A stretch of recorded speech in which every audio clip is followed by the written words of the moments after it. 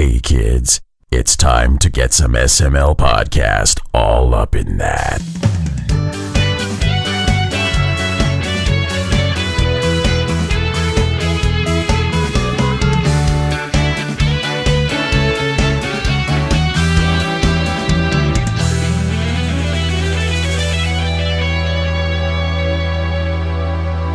What's up, everyone? This is the SML podcast. I am your host, Joe. Joining me, Cole Martin. Cole, how are you doing?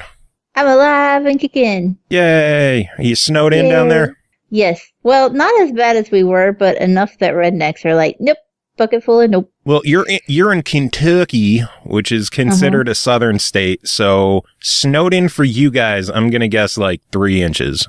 Well, in general, like, we get a lot of snow because we're in the hills and we're like at the foothills of the mountains. So, I mean, it's not unusual for us to this time of year have 8, 10, 12 inches of snow. We just be like, okay, whatever. So this time, you're the part down south that knows what the fuck you're doing. Yeah. And that means we shut the fuck down. Because we have nothing but one-lane dirt roads all over the place. Well, darn it. An exaggeration. So, like, you can't plow that shit, and they wouldn't even if they could. True. And so we just we've been shut down. My kids have gone to school like 3 days this whole month. That's that. And, but we know days. That they went last Wednesday, Thursday, and Friday, and they've been out all this week, and they were out the week and a half before that. Good and then Lord. They were out 2 extra days for Christmas vacation. They were supposed to go 3 days that last week, and they only went 1 because they were expecting a snowstorm, and too many kids had the flu. So wow. So expecting a snowstorm, closed the schools. Yeah. That's basically the way it is because, I mean, we had a bus wreck last month, I think it was, and it literally went through the guardrail and over a hill and just was mangled. And that was perfectly clear day. Like, well, that just means your bus drivers down there suck. Also true. Anyway, we have a hell of a show lined up. Later on in the episode, I am going to be chatting with Rick Lagnese of Warhorse Studios. They are the team behind Kingdom Come Deliverance, which is releasing next month. I'm super excited about that game. It was a really cool chat. You'll have to check that one out when the episode is out. I won't be there for that one. I'll have to listen to it in retrospect.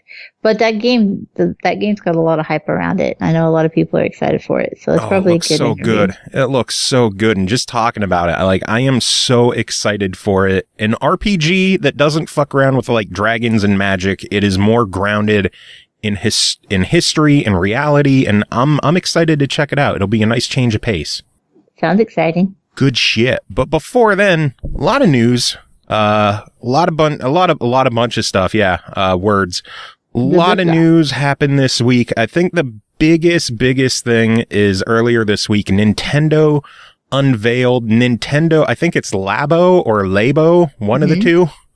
I feel like it should be Labo, like it's Nintendo Lab. Yeah, Labo, like Nintendo Labo. Ha. Yeah, that feels appropriate. So it's basically a do-it-yourself cardboard set where you can create a variety of gadgets or doohickeys or toys and sync it up with software on your Switch to have these interactive toys. I have questions about like the longevity of this shit because it's not cheap. Do you wanna share the price? Well, they have 2 different packs. The first one is a variety kit, which is going to have the pieces and the software for an RC car, a fishing rod, a toy house, a toy motorbike, and a piano. All of that. So it's all the cardboard pieces, all the assembly, and the software is $69.99. They also have a robot kit, which is a wearable robot suit. I don't know what the fuck this thing does, but that's $79.99. I actually saw that one in one of the videos I looked up for it. And it's like legit a box that you put on like a backpack. And there's, it looked like there was something over the kid's eyes. I don't know if like it was supposed to be like 3D goggles in a sense or something. I couldn't really tell from the angle because they were really focusing on the giant square box on this kid's back. But like he had that, and then it looked like he had something around his hands, and he was kind of punching and controlling a robot that way. This shit looks crazy though. Like I'm interested in the piano one, like building a piano out of cardboard, inserting your Nintendo Switch Joy-Con into it, and fucking playing a piano out of cardboard. I can see engineering kids just like losing their shit over this, because I know my oldest, they do engineering at school, and they are all time building little machines out of cardboard. And so like if she had a Switch, she would be like, oh my gosh, I just have to build everything for it now. So I could see that happening. But I just worry about like the longevity of paying a small fortune for something that's built out of cardboard and meant to be played with. Like I saw in the one video, the kid was using it like a gas pedal, and I just know my heavy-footed little heathens would be like, whoop, and through stomping the floor, all and over that fucking thing. That. And that's, it's only a matter of time until like one of the dogs takes off with it and tries to use it as a bed or hides it under a couch or something. Like that's a lot for a cardboard peripheral. I can't say that word. I mean, when you think about it, that $70 is getting you the materials to make 5 different things, as well as the software. The software is the bigger draw. Yeah, the software is where all the money is pretty much going. But I do worry, like I said, still just... My kids would be the kind to be like, oh my gosh, she broke my fishing pole, and now I can't play my fishing pole game anymore. And then I'd just be like, I'm not paying another $70 for another fucking fishing pole kit. Well, Nintendo did say that they will be selling replacement cardboard kits. Aren't they gracious? Well, they're going to be like properly designed and properly like... I'm assuming they're going to be perforated so that you have the proper pieces, have the instructions. Yeah. I mean, they're not just selling you plain ass cardboard. That'd be like the people who bitch like, oh, I bought my cat a cat scratcher and I had to pay $15 for fucking cardboard. Well, yeah, you're paying for, putting it together and how your cat is going to use it. If you want to take a shitload of cardboard boxes, glue them all together and make it yourself, by all means, go ahead. I'd rather spend the $10-15 and not make my own. So with this Nintendo Labo stuff, I can understand them wanting to sell the replacement kits because, of course, these are going to wear out. I'm going to assume that the replacement cardboard kits are not going to be $70 cardboard kits. I'm thinking maybe $20-30. But I still think I'm clearly a cheapskate because I'm just like, so what? Or I'm sure, once the first set is out, people are going to have instructions online of like how to make your own. How to make your own. And I think that's the more interesting aspect, is the opportunities it's going to open up for creating different peripherals. I cannot say that word right. I'm going to quit trying to say it. They call them Toy-Con instead of Joy-Con. Toy-Con, because Nintendo. I don't know. I wish this is one of the few times I wish I was recording so you could just see how hard I rolled my eyes. I need to walk onto the other side of the room and go pick them back up out of the floor now. I don't know. I think they look pretty cool. I have a lot of friends now who have kids, and they're like, a year or two ago, I would see this thing and be like, who is this for? Why does this exist? And now that I have kids who, exploratory little kids who are like, oh, starting to play with daddy's video games and starting to play with toys, this is for them. Yeah, it is. It does. I get it, and I get the novelty of it. I just wish it was some other material. I have destructive ass kids, I think, and they're not even...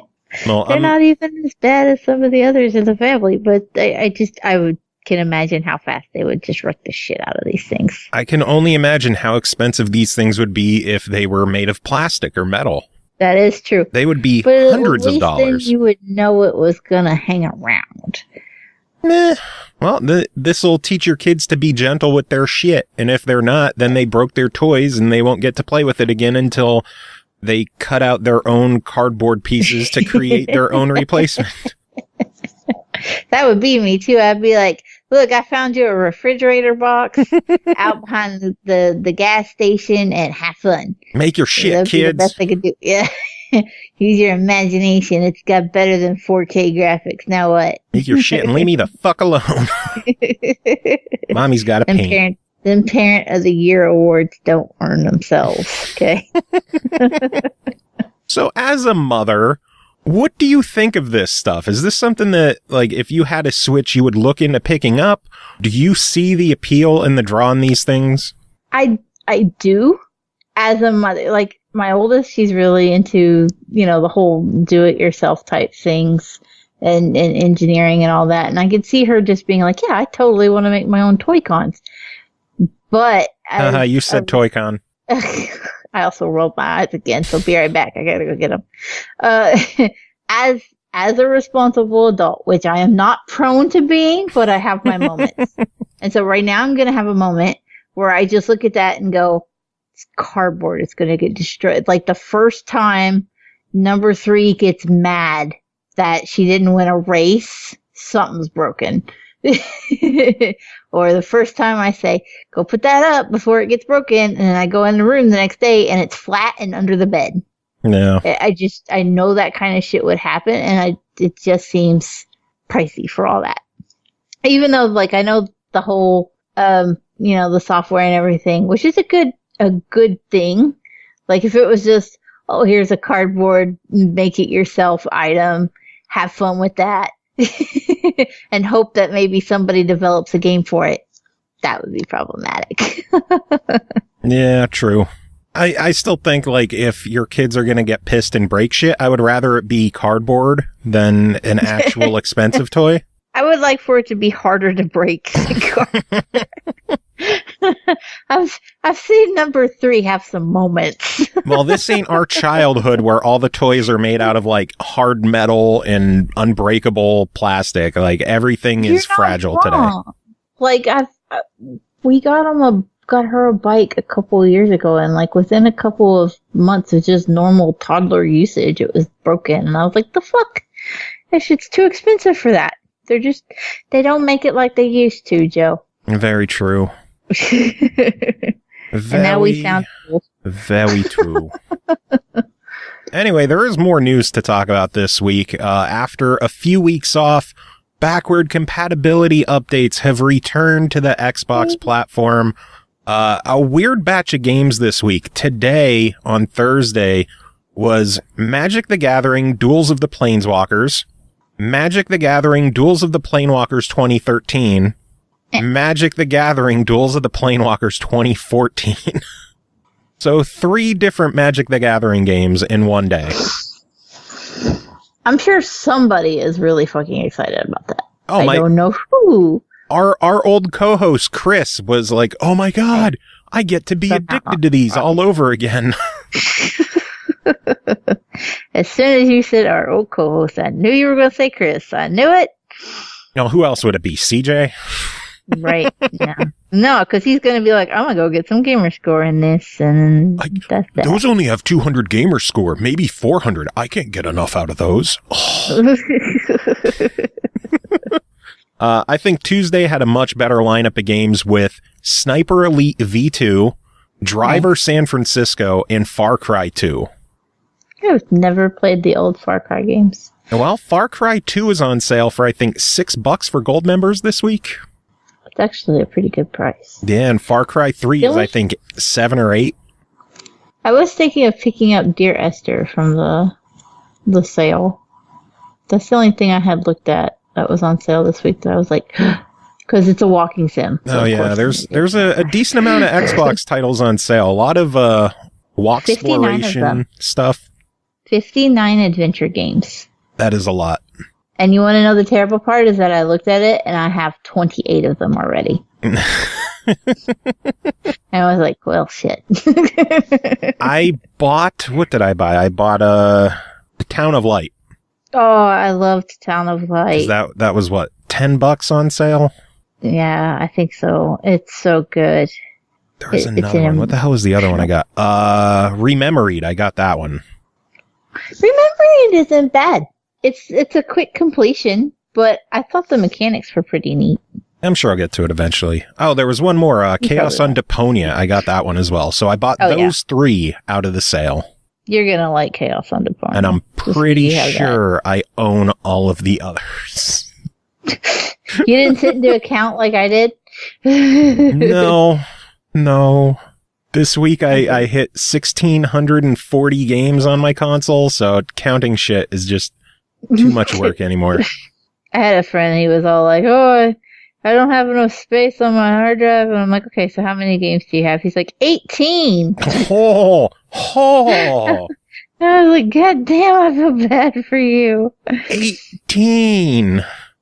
18 whole games. Hot diggity. I'm looking into getting another 8 terabyte hard drive to replace my 4. And I'll use that 4 to replace the 1 that I have hooked up. My birthday's coming up if anybody wants to help me in the terabyte division. So is mine, March. So, mine's closer. Oh, when's yours? February 6th. Oh, happy early birthday. No, I don't want to talk about how old I am, though. Ashley's is on the 12th. Oh, look there. Yeah, so she gets birthday on the 12th, Valentine's Day on the 14th. That's what happens to David. I feel awful for him because my birthday is on the 6th, Valentine's Day is on the 14th, and our anniversary is on the 28th. Well, that's your own fault for loading up February. Right? See, like, what? Her birthday is the 12th, Valentine's Day on the 14th, and then my birthday is March 18th. And to kind of even things out, we got our anniversary is March 16th. So anniversary's 2 days away from my birthday. Valentine's Day is 2 days away from her birthday. Wow. Plus 316. My anniversary is Stone Cold Steve Austin. God.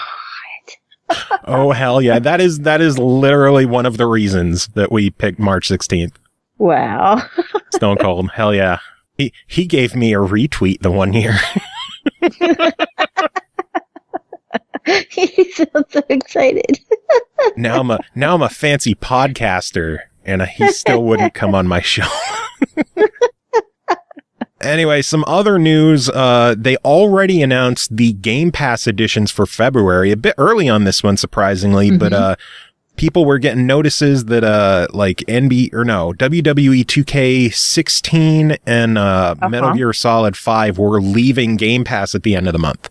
WWE 2K16 is too. Yeah. NBA. But they're being replaced. Yeah. NBA 2K16 left at the end of December, and WWE 2K16 is leaving at the end of January. But they are both being replaced with NBA 2K17 and WWE 2K17, which is pretty nice of them to do. Some of the other additions for Xbox One include Darksiders 2 Definitive Edition, Halo Wars 2, LetterQuest Remastered, Rime, and Riptide GP Renegade. And then Xbox 360 is getting Fable Anniversary. Oh. So pretty solid additions to the Game Pass library. I'm excited about Halo Wars 2, mostly because I won the season pass, but I never won the game. Really? And so now I'm going to get to play it. How did you win just the season pass? When it launched, Xbox did one of their big launch party things on Mixer, and they gave it away, but they only gave away the season pass, not the whole game. So that's all I got. And that was a cruel trick, because when Gears of War came out, they gave away the Ultimate Edition, and I won that. And so I was hoping to snag Halo Wars 2, but I only got half of it. Bottom line is you win too much shit. I win a lot of shit. I don't win as much. I think that's why you're on the show now. Basically, I won too much shit. You figured it was easier to just give me shit than to make me win shit. And other people get to win shit now. Now you get to earn your shit and save me now time. I have to actually work for that shit. Speaking of free shit, EA Access just got the game Black added to the vault. So we now have Xbox One, Xbox 360, and OG Xbox games all in EA Access. That's pretty exciting. Yeah, I'll say... Even if it's just one. I'll say, as much as EA has been fucking up with so much stuff lately, EA Access is still worth every penny. Yeah. Yeah, I can agree with that. Absolutely. And I'm pretty sure that NBA Live 18 is going to be joining the vault very, very soon as well. I'm hoping The Sims does. It's the only EA game I've wanted in a while, and I almost got it on sale. Then I chickened out because I feel bad spending money on myself around Christmas because I got kids' birthdays and shit. No. And so I didn't do it. And now I'm just sitting here I really need The Sims in my life. So maybe it'll go into the vault. I don't think The Sims is going to be added probably until the fall, if not later. Probably not. Just because it is one of them that I expect the least to make it to the vault very soon. Yeah, I mean, it'll get there eventually. It's just a matter of when. I think that one will be a bit longer than usual. But NBA Live, we saw a bunch of sales on over the holidays. It came out at a $40 game. I've already seen it permanent price cut down to $30 in most places, and it's on sale this week for $7. That fucking thing is gonna be in the vault. Seriously, I'm gonna say by the end of February it'll be in the vault. That's my guess. Yeah, I'd agree to that. Yeah, I think I think word got out that NBA Live is a lot better this year than it's been in past years, and with 2K getting as much backlash as they've had over all the as much shit as EA gets for microtransactions, NBA 2K17 is awful with microtransactions to the point where you could pay real money to get a fucking haircut in the game. Real money for that shit. It's insane. Whatever. Anyway, last bit of news I have is images surfaced this week of what appears to be a brand new Xbox Elite controller. Have you seen these pictures? Indeed, I have. The original model has been out of stock pretty much everywhere for, I'd say, a month or two now. I know around the holidays, everyone was looking for them. They were sold out everywhere. A lot of people think that Microsoft was just trying to sell through their stock to make room for the new model. Images that showed up they look very, very legit. I mean, it's very clearly an Xbox controller. It looks like a prototype. It, doesn't seem as polished. But some of the features that are supposedly being talked about for the redesigned controller have new grips to it. So instead of just the back, it looks like they wrap around to the front as well. It's supposed to have a USB-C port for charging instead of the, USB mini, whatever it is. Bluetooth support for Windows 10 PCs. 3 different levels to the hair trigger locks, which is interesting. And a toggle for 3 profiles instead of 2. One of the images also showed what appeared to be some form of mechanism to allow you to adjust the tension of the analog sticks. Oh. Which would be amazing if it's true. Yeah, that's a pretty big deal. I would be afraid of breaking it. Yeah, my biggest gripe with the Xbox One controller since the day they came out is that the analog sticks are just way too damn loose. Yeah. I could see that argument. That's always been my gripe. When the Xbox One first came out and people still played the 360 a lot, you would play something like Forza 5 on the Xbox One with the awful analog sticks on these controllers, and then go back to the 360 and play Forza Horizon with the nice, tight, firm analog sticks, and it's a whole different world. I don't know who at Microsoft made the decision to change the tension on the analog sticks, but I've been saying for years, it is my only gripe with the controller. They're just terrible. I know that I had problems with stick drift on the 360, but nothing like I've had on the One. At least I would have a controller for a good, year or so before I have any issues out of it. And now it's I'm killing them with stick drift every 2 or 3 months. See, even on the 360, I got the Halo 4 limited edition system. Both of the controllers out of the box had stick drift on the 360. Yeah. Now, see, I didn't have that much trouble. That's one of the things too I noticed when the kids still have a 360. And when I'm trying to navigate the menus and stuff, I'm oh, it's so sluggish because the tension is so high that I'm not used to it anymore.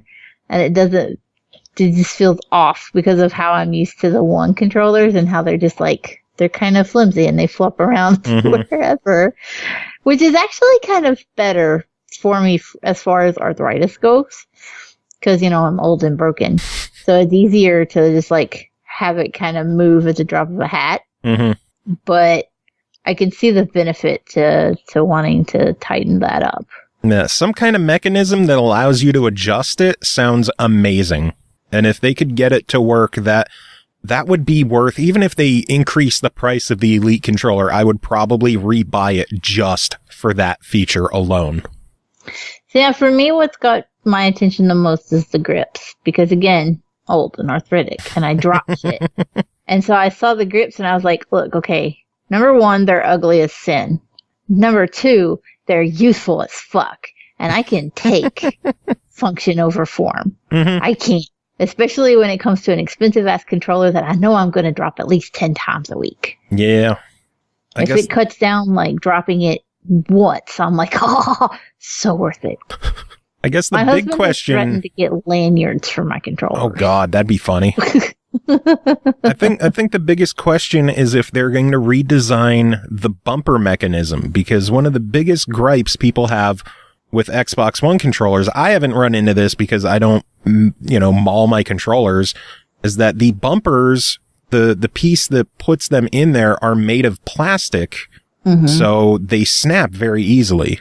I have killed a couple bumpers. Yeah. Because I dropped them. I think that might be too one of the reasons why I was kind of like, other than price, put off by the Elite controllers. Because in my head, it's like, oh, if I could, like map some of the buttons, it might help with playing some of the games that I struggle with because, the button options just aren't viable for somebody with my hands being what they are. But if I have to worry that, the bumpers, if I'm going to drop a $150 controller and break a plastic piece, inside of an expensive ass controller, that's problematic. And we get shitty warranties in the US. So we can't just take that shit back after like 6 months and be like, oh, I broke it. Give me another one. No, that's why I get it at Best Buy with their 2-year replacement plan for like $20. Redneck Land ain't got any Best Buys though. Well, order online. You have a computer. You have the internet tubes. That is a good point that you could order it online. As long as there's not, 3 inches of snow out, you should get it in the mail, all right? Rip my watercolors. Also, I love the fact that I looked away from the chat to read that Nintendo email and get all the details there. I look back and there's like a fucking screen full of people talking. Yeah. So I missed all just saying hi to each other. They're being friendly and we suck. And we're just like, nah, these people. Like Carnage saying that you break your controllers for rage quitting at walking sims. I mean, I get jelly, okay? I want to be able to walk like a walking sim. So as long as you don't, smash your controller, your new Elite controller, whenever it comes out, I'm thinking they're going to announce it either at GDC or E3. I would assume the earlier the better, just because of how hard it is to find Elite anymore. That does make sense. So fingers crossed, the sooner the better. And if it's sometime in March, it'd be another fantastic birthday present for me, listeners. So, buy me shit. But yeah, adjustable tension would be incredible. As much as I shit on the DualShock 4 and the DualShock controller in general, because I hate that fucking thing, their tighter thumbsticks on the PS4 controller are fantastic compared to the PS3. Like, they fixed their analog stick problem and Microsoft created an analog stick problem. It's like they swapped places. And I don't know why. That seems to have happened a lot this generation for some odd reason. No shit. And another thing for people who hate DualShock controllers, this week, Hori announced that they're going to be releasing the first third-party wireless PlayStation 4 controller, and it's shaped like an Xbox controller. Because people really hate the PlayStation controllers. I have always hated the DualShock. Like, dating back to the PS1, I hated the DualShock. I hated the controller. So bulky, so uncomfortable. it's been slightly improved over the years, but I still think it's trash. And I hate the symmetrical analog sticks on it. I hate it. Hate it, hate it, hate it. Yeah. When I'm playing a game, I want the primary direction to be where my thumb rests naturally, not arched over to the side. I mean, to be fair, my thumbs don't arch naturally anyway, so maybe that would have worked better for me, and I just didn't know it, but I do find the Xbox controllers far more comfortable. I've even seen, like, people on forums trying to use the Bluetooth Xbox controllers with some kind of accessory that makes them viable for PlayStations. Yeah, I don't know how much this Hori pad is going to be, but I'm going to look into it just because it's shaped like an Xbox controller. It has the sticks offset like an Xbox controller, and it's not a fucking DualShock. So I'm excited about that. But any other news you wanted to talk about this week? No, nothing exciting happening that I'm aware of beyond what we have covered. Nice. Well, we talked about winning free shit on the show, and it's been a while since we've done this, mainly because of like MagFest and holidays and all that shit. But this week, we are giving away copies of Boom Ball 3 for Kinect on Xbox One. Thanks to the awesome people at Virtual Air Guitar Company. We jumped on the Twitters and told you to email us telling us why you wanted the game. We got 2 people who emailed in. I guess those are the last 2 people who still own Kinects. First one is Oroto Tomato, who says, why I want it. Let me tell you, my Kinect has been abandoned for ages. I won't say it's collecting dust because I always put a little blanket on top to protect that little darling of mine. But a reason to use it again? Yes. But more than that, Boom Ball is a statement. A statement that just because the parents abandon their own child, the games industry won't. We will foster the Kinect. We will remember all the good it has done. I mean, how many articles about how Kinect is helping certain people in certain ways? From mental help to physical help, the Kinect has been used in various forms with great results. It's a great piece of technology. It died too soon, and without the proper investment, without the proper love it deserved, it uses no more than a small gimmick in games, because unfortunately the gaming industry takes ages to catch up. They take forever to take new risks, too comfortable selling their first-person shooter war games over and over, afraid to dive into the creativity pool, and the Kinect had a vast pool that remains unused. I believe in a Kinect 3, maybe in the next decade, maybe in some sort of cooperation with the VR stuff. Together, they will bring forth the next childhood of video games, and we will both be there to see it happen. SML, man. Also, hi, Happy New Year, you fuckers. So. Happy New Year, fuckers. Okay. Thanks, Oroto. The other email we got is from Eric Trill, who says, the reason I want Boom Ball 3 is because my wife is pregnant and apparently I've gained some sympathy weight. Yes, my wife told me a couple days ago that I could use to lose a few pounds. Personally, I blame the delicious food from the holidays for the, quote, few pounds I've gained. So winning a copy of Boom Ball 3 would get me off my ass and get me to move around, which would also make my wife happy, while still being able to play my Xbox, which would make me happy. Sounds like a win-win situation. I still have my day one Xbox One, so it would give me a good reason to use the Kinect. As always, thank you for the chance. Good news, Eric and Oroto. You're both getting a copy of the game. Yay! See, when you don't do a giveaway for a while, and no one emails in, it's easier for people to win shit. Right? Who'da thunk? Congratulations. So yes, congrats to everybody who emailed, and both of you who got a game. Good stuff. So what do you think of the Kinect? Do you think that it died too early? Very much so. My kids loved the Kinect, and when we bought our Xbox, we bought the one without the Kinect, though, just because we couldn't afford the more expensive one with it. And in my head, I was like, oh, well, we'll get a Kinect off eBay in, a few months or whatever. I even bought some Kinect games that were on sale, just like, oh, we'll get one eventually.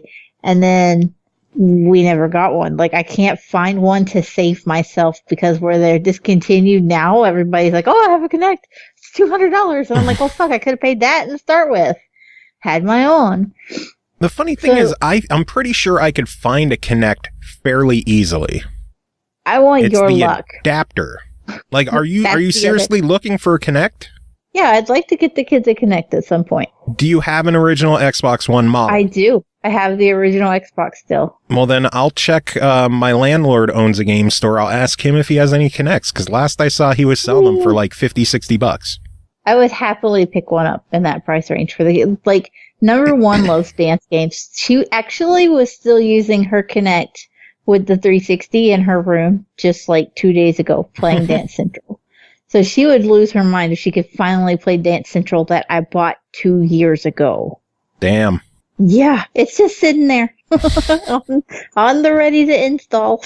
There was a stretch of time where you could get one from GameStop for $20. I really wish I had got one then. I don't know if it was a case of ours never had them in stock or what, but I do remember looking for them at that time. Possible. But yeah, the biggest thing now is finding a fucking adapter for the thing, because they discontinued those pretty much right when the Xbox One X came out. So everybody is upgrading to an X. Everybody wants to use their Kinect with their X. Nobody could find an adapter. Yeah. That was a shame. Like it was one thing to straight up just like kill the Kinect and be like, oh, we're stopping any support for the Kinect, and it just is what it is. But no, they had to be like, we're going to torture it brutally, and we're going to like mutilate your ports, and then we're going to piss on your adapters, and yeah, screw you for still liking to be physical while playing a game. Yeah, fuck you for using something that Microsoft claimed would be integral to the console and never be stripped away. God, it pisses me off so much. Like, I love Xbox. I love my Xbox One. I hate what Xbox has been doing over the past years with how they're treating the console and the early adopters. If you bought one of these systems when they first launched, it seems Microsoft doesn't give a fuck. Yeah. And it's a shame, because one of the big reasons I bought the Xbox One, and I love the Xbox One so much, was the fucking Snap feature. People are still mad about the Snap. I honestly never used it, but there have been a few times I'm like, well, that would have been useful right about now. All the times that I would have, I used to watch a wrestling pay-per-view and have a football game snapped. So I could watch both at the same time. Or, I have a bunch of shit on TV I gotta watch, but I have a bunch of games I gotta play. I could do both. Yeah. I miss that. I miss being able to... I have ADD. I can't do that shit. I would just be like, squirrel the whole time. Not be able to keep up with either of it. It has me so angry that they've just stripped away the Kinect features. They've stripped away Snap. So much stuff that made that system so awesome and unique is gone. Like, the early commercials for the system is like, Xbox, snap this. And you can't do that anymore. I remember Sony faced a lawsuit, and they actually settled. They had some kind of class action lawsuit, and they settled over the other OS feature being removed from the PS3.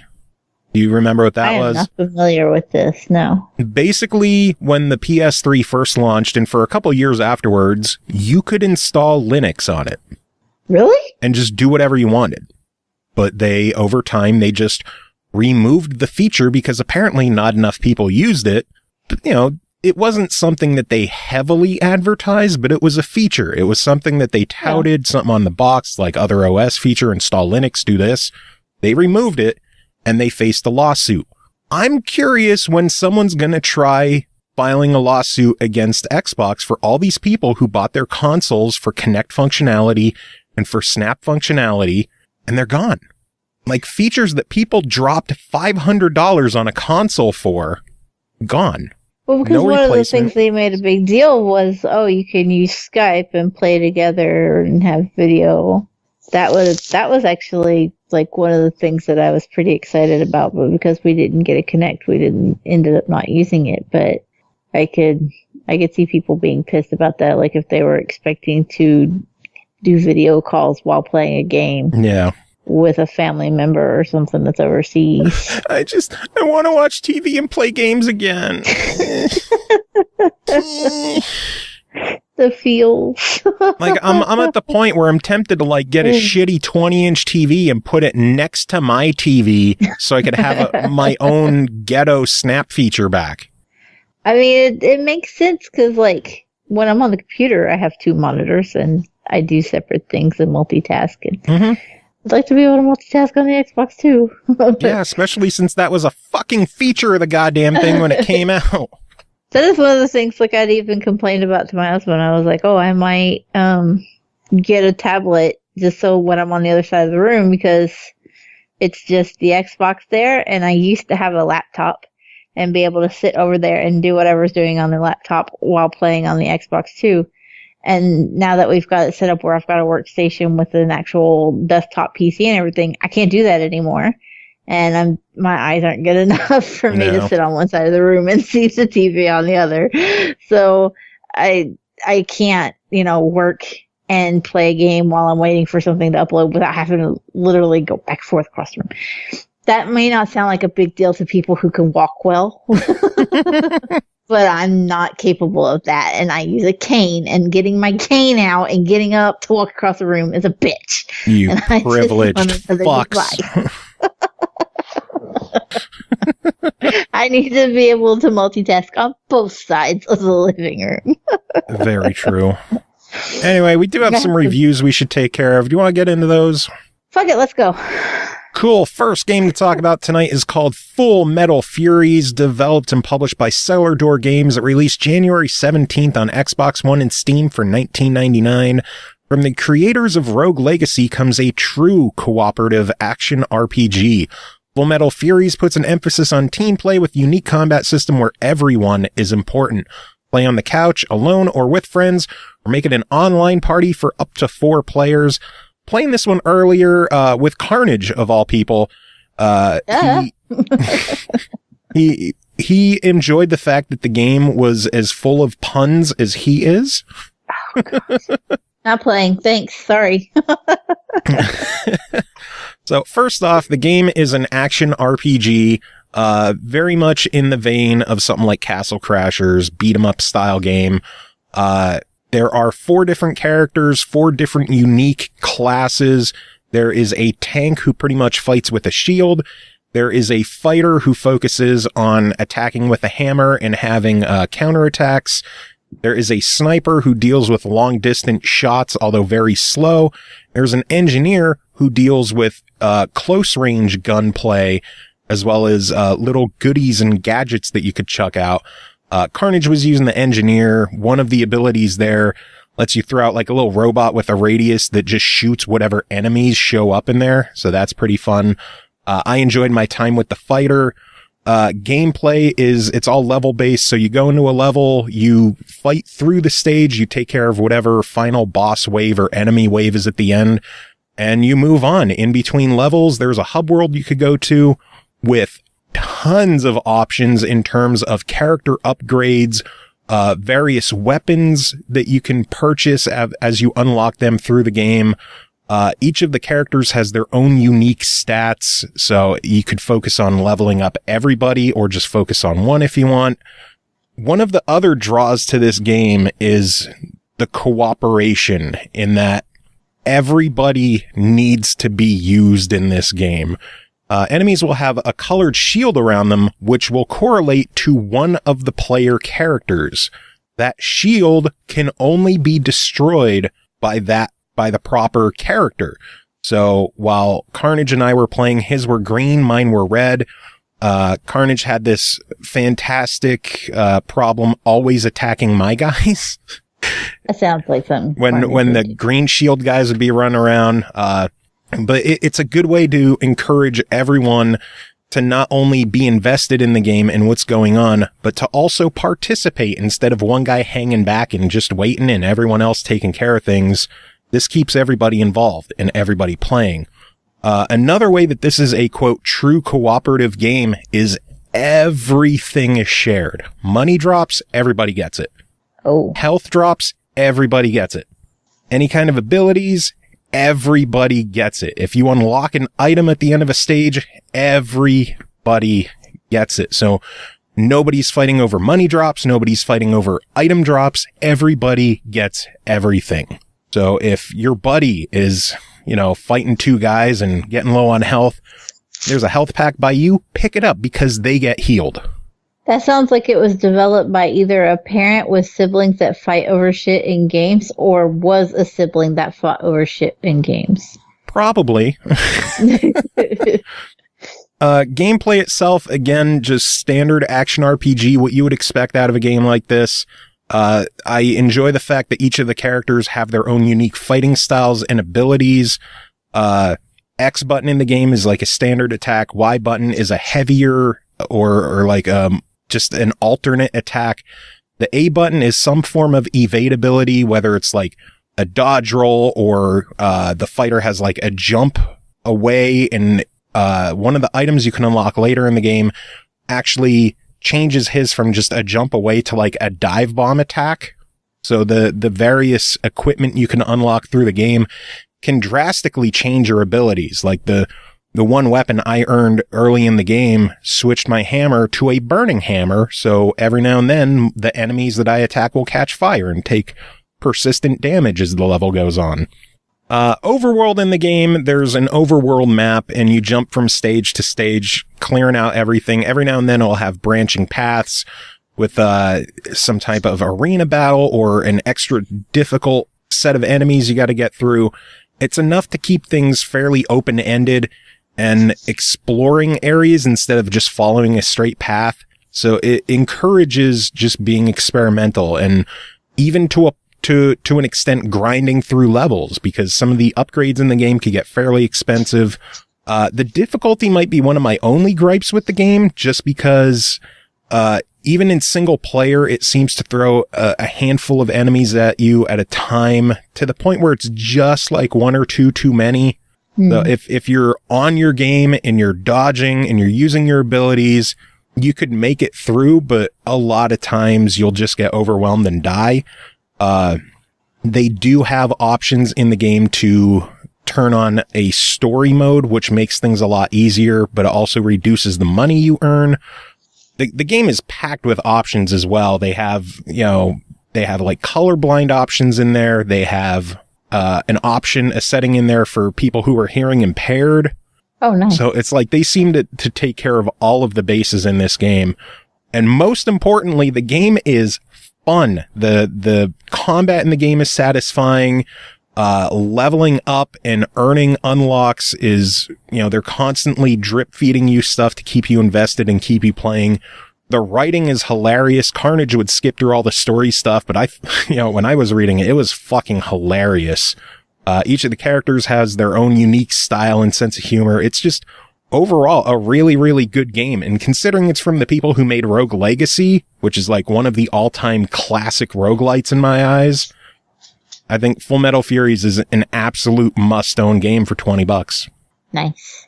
Yeah, really, really, really good stuff. And considering that as of right now, it's an Xbox console exclusive, fucking buy this. Support it.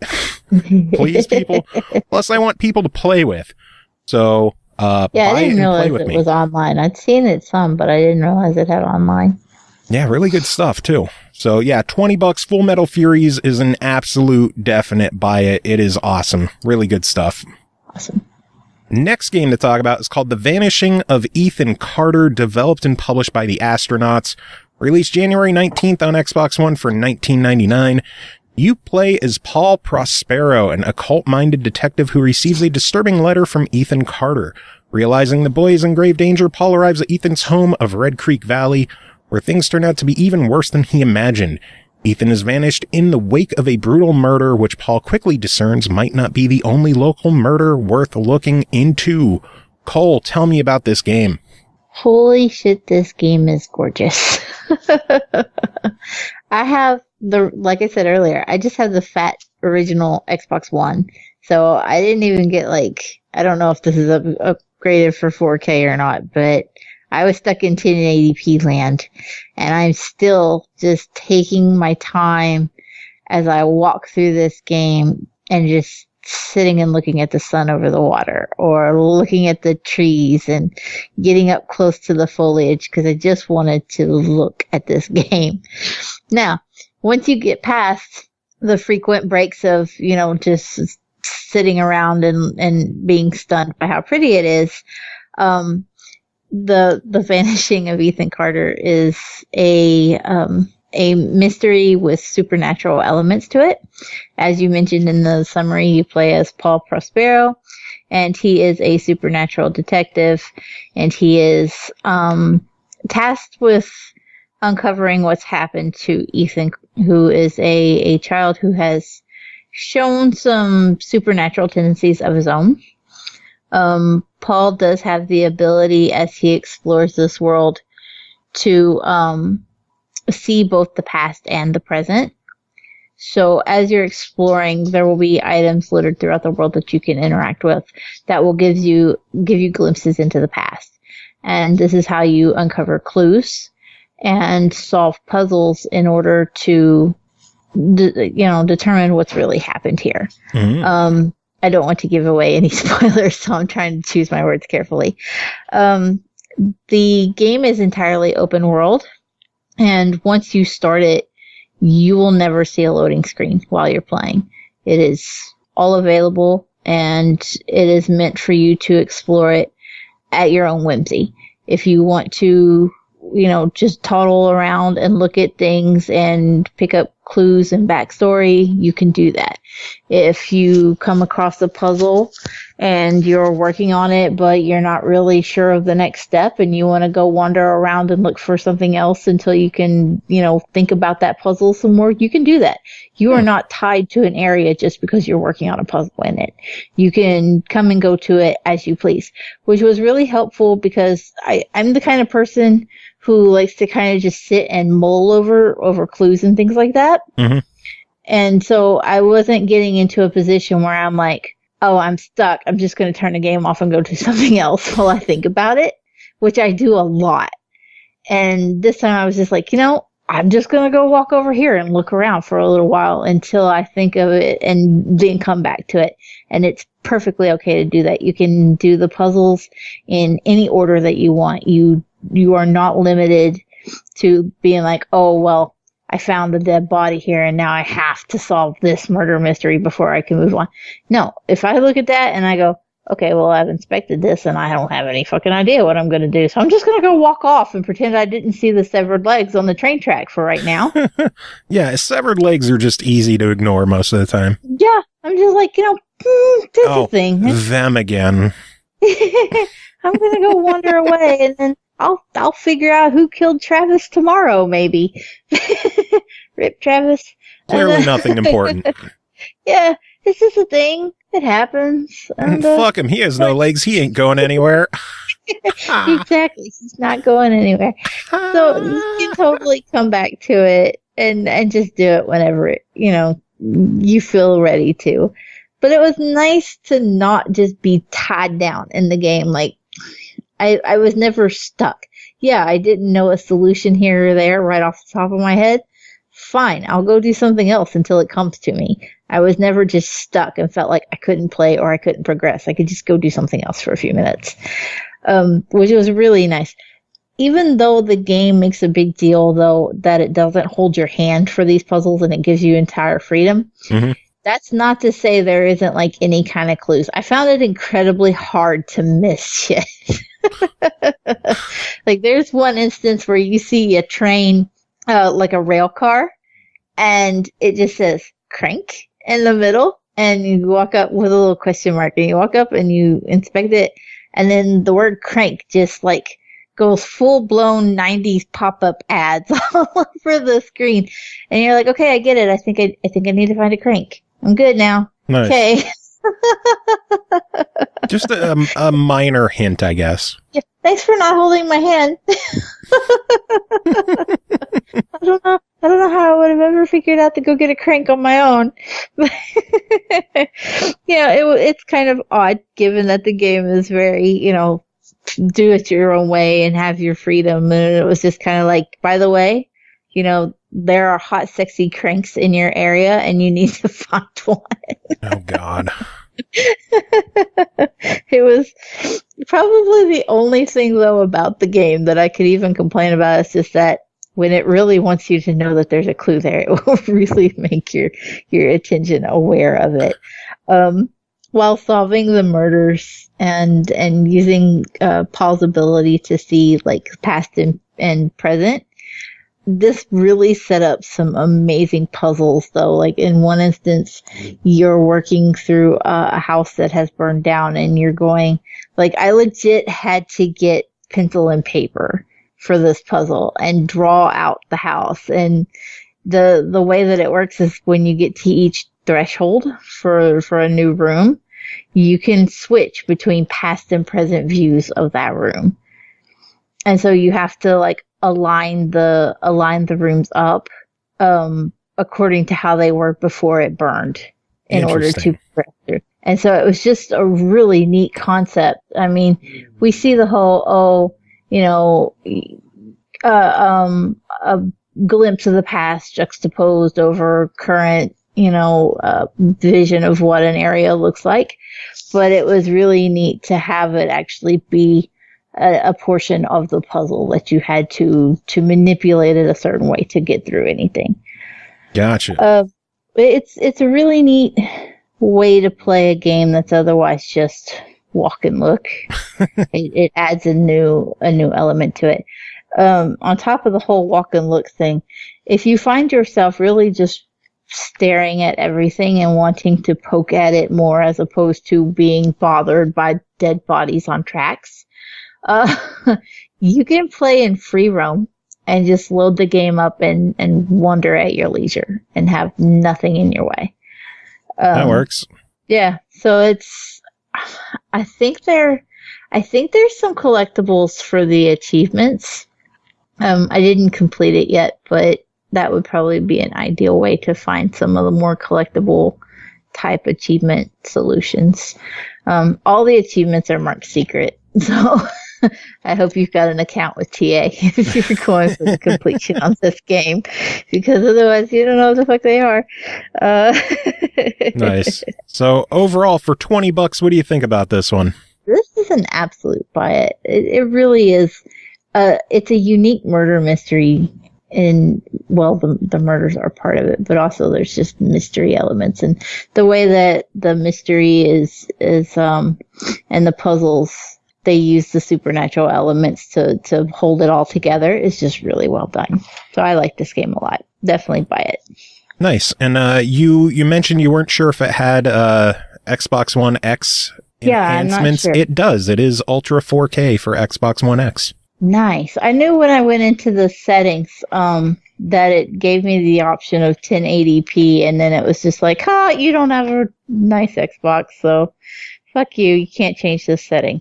Suck it. So I assumed that there was probably enhancements for it, so that's good. It's gorgeous anyway. Like, I don't know how it could be even more improved. Oh man, good stuff. I definitely want to check that one out myself. It's one of those games where I'm bummed we only got one copy of it. I'm glad there was no embargo, because I was just taking screenshots. I was just like, this is pretty, click. This is pretty, click. Nice. Well, moving on, next game to talk about is called 2064 Read-Only Memories, developed and published by Midboss. This one released January 17th on Xbox One for $19.99. Neo San Francisco 2064 AD. Your life as a struggling journalist is interrupted by the world's first sapient machine, a ROM named Turing. Together you will encounter a colorful cast of locals and overcome challenges as you uncover the city's secrets behind the overlapping futures of technology and humanity. Can you survive in Neo San Francisco, or will the mystery go unsolved? Ooh, our friend DarkMika covered this one, wrote in her review, and this is what she has to say.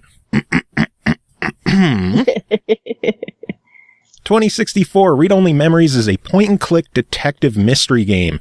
You play as your own made character in Neo San Francisco in, you guessed it, 2064. Like the title, I get it. Surprise! You are a journalist, a term used fairly loosely in this case, and you get a mysterious robot visitor one night telling you its creator, your friend, has been kidnapped. It's up to the two of you to find him no matter how roundabout the case gets. Controls are pretty good, providing you the use of the D-pad instead of the analog stick.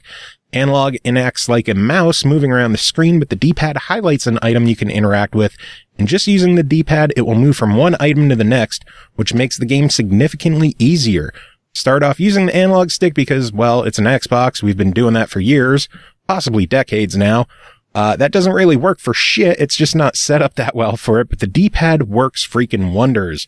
There's a fairly expansive soundtrack in the game as well, which you can listen to while in the game. Just chill out to some awesome music anytime you want via a pair of headphones you get at the very start of the game. Start off with only a few songs, but as you complete areas of the game, you get more music added in. When you finally get to the end of the game, you can listen to all the different soundtracks as you please. If any of you played Far Cry 3 Blood Dragon, the vibes that game gave you is the vibes I got from this, but instead of the action star bit, it's just sci-fi robot stuff. With the music to boot, I really liked it. The characters are all very colorful and unique with their own personalities. They're all even voice acted. A handful of them even have relationships with you that you can affect by being kind or a dick to them. Being a dick is rather funny, or maybe I'm just a terrible human being. I'm honestly not sure anymore. It's okay, I'm a terrible human being too. So it works wonders for everybody. Solutions are rather straightforward, even if it's not always easy to figure out in the first place. Granted, most are easy. Game has multiple endings, 5 or 6, I believe. Also, the narrative and how people treat you is different based on how you've spoken to them before, which can drastically alter things later in the game. Pretty fun game, one that you'll spend a lot of time in thanks to the amount of endings there are. To get all the endings, you have to play it at least 2 full times at the bare minimum.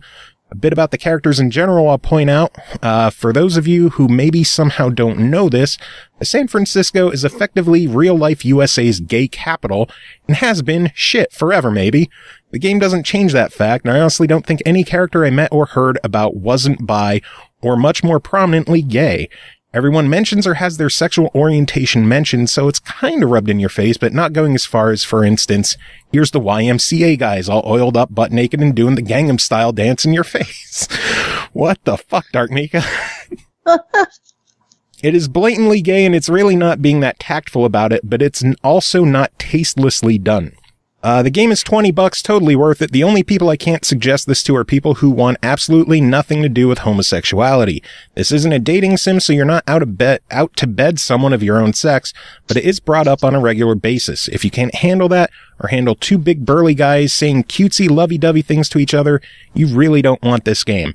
Everyone else you probably do. It's cute, fun, has a good bit of social satire in both blatant and tongue-in-cheek ways.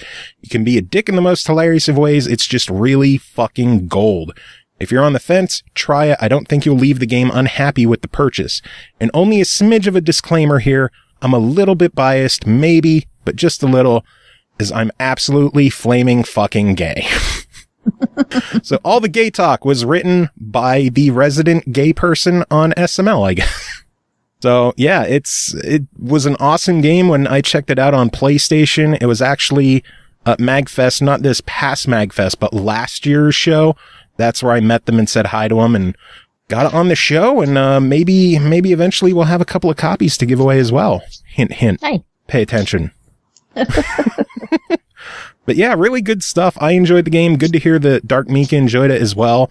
And she seems like a perfect audience for it, given the whole sexuality thing, huh? Jordan in chat, it's true. Everyone in the game is gay. Oh, man. Anyway, next game to talk about is called RC Club AR Motorsports, released by AB Light Studios July 4th on iOS and Android as a free-to-play game with microtransactions included. RC Club is a realistic simulation of a radio-controlled car performing as it would in the real world. Gravity, speed, acceleration, weight, friction, forces, lights, shadows. RC Club is an intuitive simulator accessible to all. Drive inside a supermarket or in the street. Every circuit can be possible.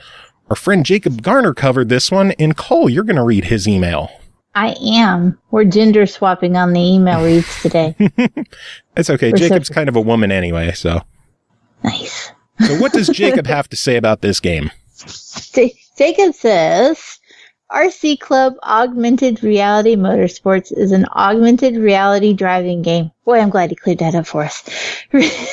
Released by AB Light Studios for Android and iOS. With this game, you let the game scan the area around you and you get to control an RC car. There are various cars to buy, as well as a couple of add-on packs that have stuff like ramps and things that will change the physics of the game. The base game is free, giving you a car to play with, as well as a preview of the stunt and quantum packs for the ramp and an accelerator respectively to use with the car. As a base game, it comes off as little more than an AR gimmick. The one car and the preview accessories aren't really enough to whet the appetite, and after 5 minutes, I was ready to delete the game off my phone. However, the accessory packs are $1 each, and if you're willing to spend the money on them, the stunt pack is at least worth your time.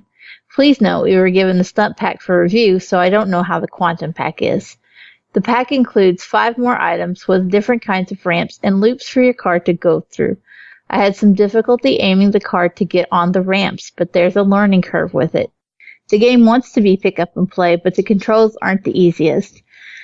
At the same time, this isn't a serious racing game. It's an AR sandbox for you to play with a toy car in. It's amusing for a few minutes at a time, but I never found it to be more than that. I had a hard time setting up anything intricate that I could also drive my car through, and while the simple stuff is fun, the realistic camera angle doesn't make it easy to navigate. I will say that the augmented reality part of the game is neat if you have a big enough area for the car to drive in. If you don't have a big empty area available, you'll want to head outside to play this. Of course, one would ask that if you're doing this outside, why aren't you playing with a real RC car? But I digress. Because it's winter, Jacob, you dick. The graphics for the cars are impressive, and I liked how the cars actually cast a shadow as you drive them around. RC Club is a difficult game to review. The graphics and physics are solid, but the controls aren't the best and never feel intuitive to use, at least on a phone.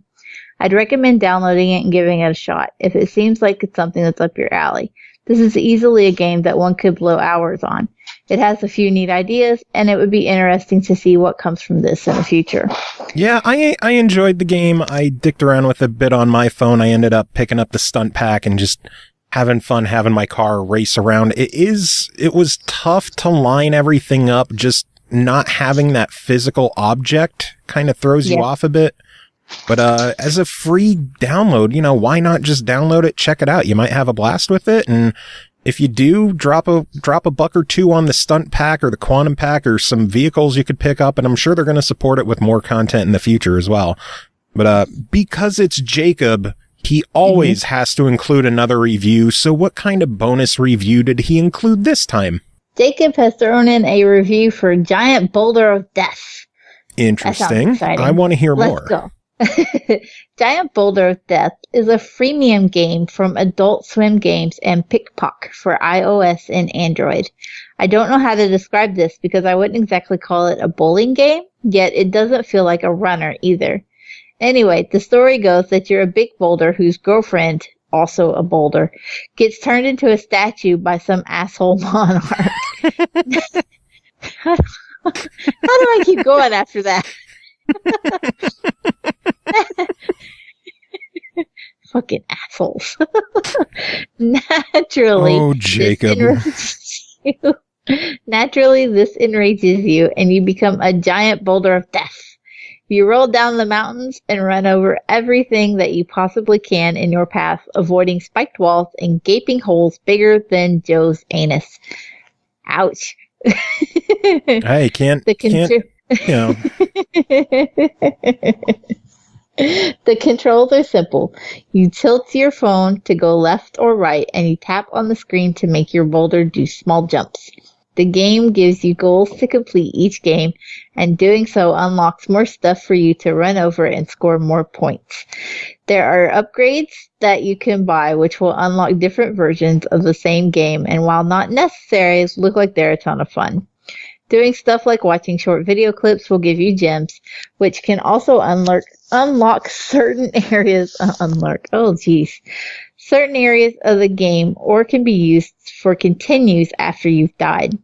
Game begins and ends fairly quickly, and it is perfect for commutes or just needing to kill 5 minutes.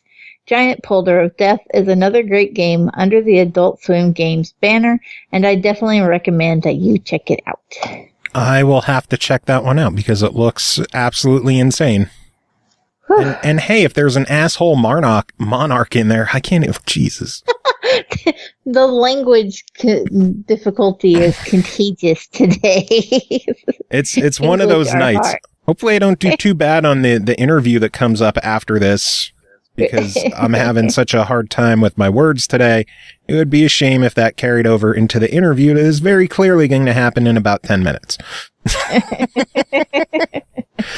Anyway, next game to talk about is called Link-a-Pix Color, developed and published by Lightwood Games. It released January 18th on the 3DS for $7.99. Link-a-Pix is a clue linking puzzle where every grid has a picture hidden inside. The aim is to reveal the picture by painting paths to link the clues. Connect pairs of clues which have the same color and number. The number shows the length of the line which will connect them. Link-a-Pix can always be solved using logic and deduction. You don't ever have to guess. We covered a similar game a while back called Pixel Lines DX on the Switch. Basically, you're given a big grid with different colored numbers sprinkled around on the grid. And the numbers correlate to how many lines, how many squares there are to connect in a line. So if there's twos right next to each other, those just connect directly because they're twos. If there's a 3, a space, and a 3, that's 3 blocks right there, so you connect those. Lower numbers are easier. 3s are around corners. 4s are usually like straight lines or a square shape. Later in the game, you'll get things like 15s and 16s that require a lot of solving other numbers before getting to the big ones. I really enjoyed the game on the Switch when we covered it. This is on the 3DS from a different developer, and the gameplay is pretty much the same. I think I enjoyed this version a little more than Pixel Lines, based on the controls. With this one, you could do all the drawing on the touchscreen of the 3DS with the stylus, and then moving around the grid is done with the circle pad on the 3DS, which works perfectly. It was an absolute pleasure to play. I didn't have any kind of control issues with it. The only extent of issue I might have had was every now and then it would be a pain to kind of backtrack a line. I wish there was a way to just tap somewhere else and erase the one line, but you could do that. I believe with the B button, just erases whatever line you're working on. But, otherwise the gameplay is what you would expect out of something like this. And it's fun. It works well. There's 120 puzzles in the game, ranging everywhere from, I think the small ones are like 10 by 15 grid. The bigger ones are like 30 by 40 something. They get massive, massive, massive. Some of the smaller ones I could solve in like 2-3 minutes. I've been working on a bigger one. I think I've been going for like a half hour and I haven't completed it yet. Because they get big and complex and it takes a lot of work to figure them out. But if you've ever played a game like this, I know they had puzzles like this in the Puzzler series on 3DS. I mentioned Pixel Lines, which is on the Switch. This one on the 3DS, if you have a 3DS and you enjoy these kind of puzzle games, there's no reason to not own this. It's $8 with 120 puzzles. It's a no-brainer, especially if you're into these kinds of games. If you've never played a game like this before, definitely do a little bit of research on it, because a puzzle game like this isn't for everyone, but they're incredibly addictive. They're easy to pick up. The smaller puzzles are very easy to get the hang of and learn the mechanics of.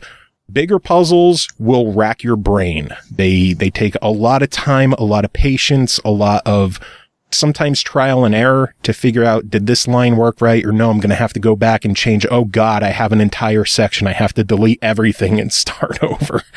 Shit like that. But again, $8. If you're into these games, this is a necessary purchase, I think. I'm going to waste the entire rest of my night trying to complete the one puzzle I've already spent a half hour on. Awesome. So yeah, $8, buy this one. Good stuff. Fun thing, right before we take care of our last game, I just got another email about Boomball. Isn't that funny? Did we have an extra code? Yes, we do. Actually, let me check. Wow. Yes, we do. We have one last code to go with one last email. John Prudlow emails in and says, "Hey, Joe on the SML podcast. Played the first Boomball and loved it. I'm one of the few who seriously misses gesture controls and seriously laments the death of Kinect 2.0 production and support. If I could win Boomball 3, it would help cushion the blow of continued bad news on the Kinect front. Thanks for your consideration. John, you got our last code. So shout out again to Aroto and Eric, and now John as well. You got our 3 codes for Boomball 3. Isn't that fun? We had 3 for 3. Yay! Yay! But we do have one final game to talk about, and that is called Vesta, developed and published by Final Boss Games, released January 19th on Xbox One, Switch, Steam, and PS4 for $14.99. Join Vesta as she explores various environments over 36 levels full of obstacles and enemy robots. She'll need her brains and droids' power to traverse this varied landscape, properly manage the little energy left in the complex, solve the numerous puzzles she finds in her path, and even fight to survive. But most of all, she will need to discover the truth of this story. Oh, Cole, what is this story that we need to discover the truth of? The story is that Vesta is the last remaining human in this complex that has been run by robots. She was supposed to awaken 204 years before the events in the game. She's a late bloomer. Oh, God. The character of Vesta is actually a small girl. I don't know, I'd have to guess she's probably between 7 and 9, I'd say. She's adorably spunky with bright red hair that's in pigtails, and she's got a bad attitude, and I just adored the character of Vesta. She's not alone on her adventures in this robot hell, and that she is paired up with a very large droid who is sort of a bodyguard and sometimes a paperweight for Vesta. The goal is, with each level, it is designed out like a puzzle, and you have to manipulate the energy that is available to get from one end of it to the other and to ascend to the next level. So the way that she does this is that she has kind of like a little vacuum pack, and there are drums scattered throughout the world, and if it has energy in it, it will kind of glow like a fluorescent green kind of color. And then you can then walk up to it, press A, and she will suck up the energy into her pack, and then you can go to an empty one, press A, and she will expel the energy into that one instead. So you said drums, and for a second I was expecting there to be like drum kits through the stage. It's like no, it's more like more like a barrel type drum. Is that a beat on this motherfucking barrel?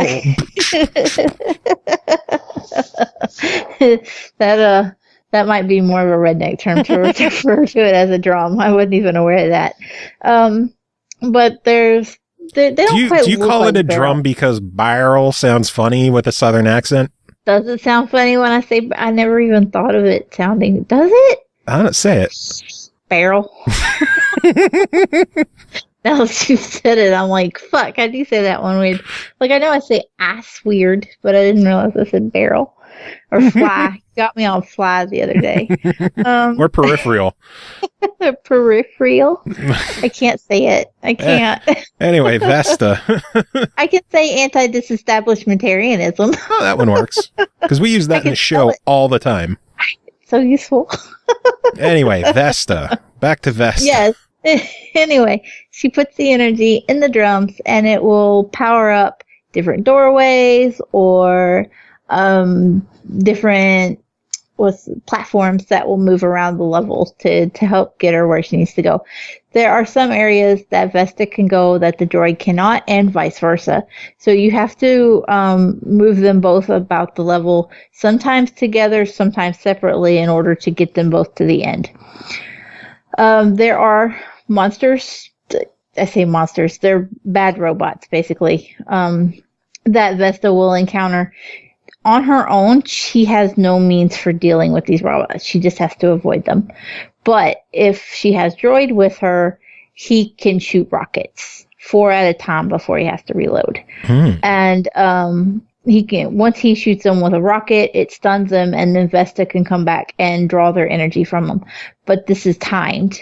They will only stay knocked out for a certain amount of time. Each one will have like a little meter above them when they're knocked out. And if that meter drops to 0, they come back to life, and she doesn't get to suck the energy out of them. But you will need to use the droid's ability to knock out the enemies in order to have enough energy to get through most of these levels. Once you do manage to traverse everything, in order to actually finish a level for most of them, you will need to have droid stand on a certain platform while Vesta stands on another and has 3 tubes of energy in her pack so that she can carry on. So basically, you've got to find a way to use the least amount of energy possible throughout the level and still get to the end of it. So this means you have to do a lot of, okay, I got from A to B, but now I have to go back to A to get the energy to move on to C. Or otherwise you won't have enough.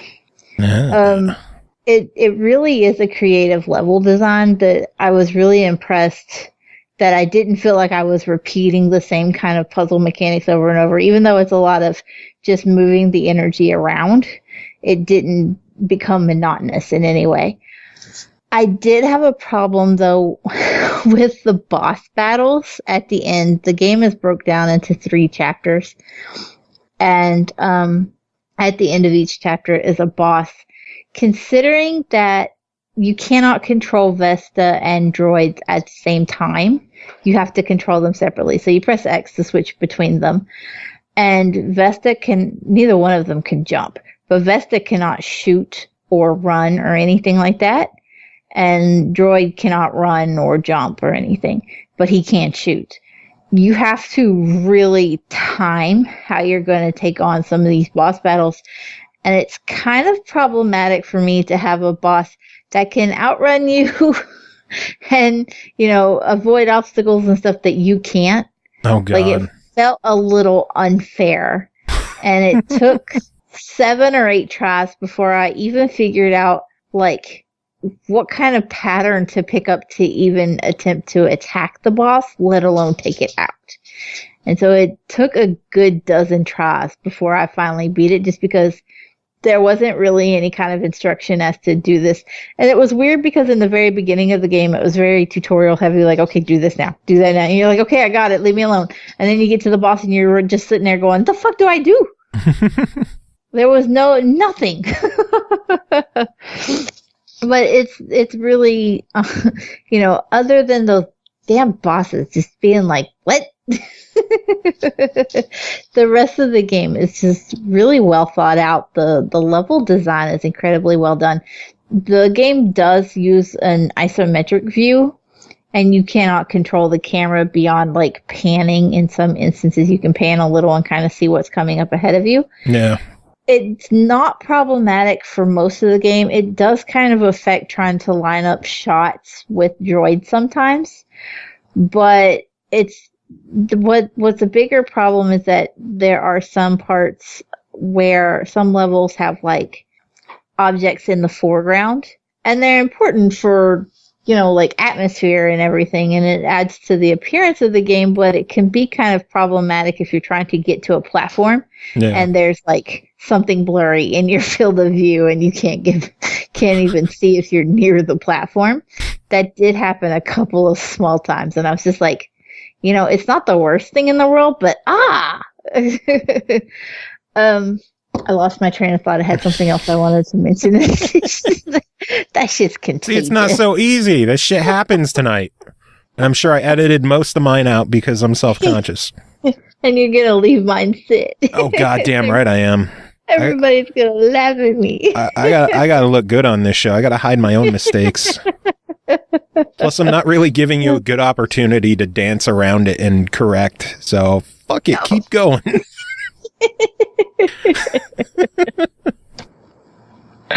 Oh, shit. So, $15 on this one. What do you think? For the price, I definitely give it a buy it. I just really like the art style and everything. The levels were creative and well done. Vesta's an interesting character. I really got kind of attached to her. I like that the cutscenes for the game are actually designed like comics. Oh. So it has a very comic book feel for the little cutscenes, and it was just really well done. It was incredible art. I was pretty happy. I do remember what I was going to throw out now. I had a really odd glitch, and Vesta can only take one hit, and she's gone. I mean, she's a little girl, so it makes sense. But I was jumping off of a platform, and I thought I had let it get far enough down, and I did not. And I walked off of the edge of it anyway because I'm impatient as fuck, and it made the sound like I died. And Vesta fell flat on the ground and like I died. And yet I was still just able to like scoot her dead body around the level and finish it, even though she was dead. Nice. And it looked so bad, but it was so funny, and I couldn't record it because embargoes are things. Aww. But my daughter was just sitting there watching me like mortified, looking over at me. And I'm like, she's dead. I mean, technically, I think you could have recorded it, just not uploaded it. Yeah, and then it, like, when it cut to the cutscene where the bot was talking to her, she was just, like, dead. I really wish I could have seen this now. I was like, oh my god, I broke the game. Well, that is what you do on this show. You break everything. I did. I was so sad that I couldn't record that because it was so good and so not good at the same time. Yeah. Otherwise, buy the game, and if you break it, at least the embargo's up. You can record it now. Oh, man. Good stuff. But that is all the games we have to talk about tonight. Everyone, stick around. We're going to take a quick little musical interlude, and I will be back with Rick Lagnese of Warhorse Studios chatting about Kingdom Come Deliverance. I'm super excited about this interview. I think this is going to be a pretty big game, and to get someone from that game and that studio, Deep Silver published title on this show, I don't know why they did it. I don't know why. We don't deserve it. But yep, that is it for now. Cole, should I even bother asking you if you have final words? No.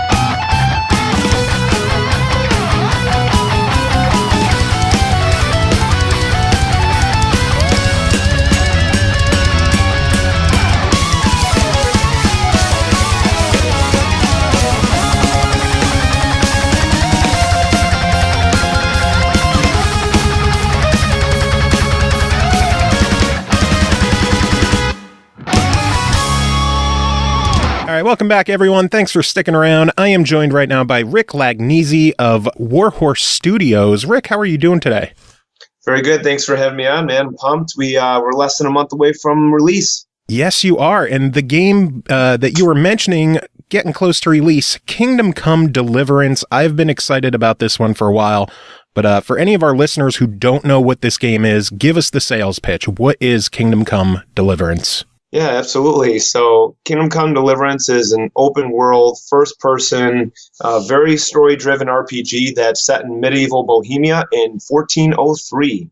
So we base the game off of actual history, and we make the game very as realistic as possible, where we actually put you into that actual setting. And you play as son of a blacksmith, and you play as Henry, and you're on a quest for vengeance as King Sigismund of Hungary has invaded your homeland, Bohemia, which is modern-day Czech Republic. And he basically burns your hometown, Silver Scalus, to the ground, murders almost everyone you know, including your parents, who were murdered right in front of you. So it's a family-friendly game. Absolutely. Peggy 0. No.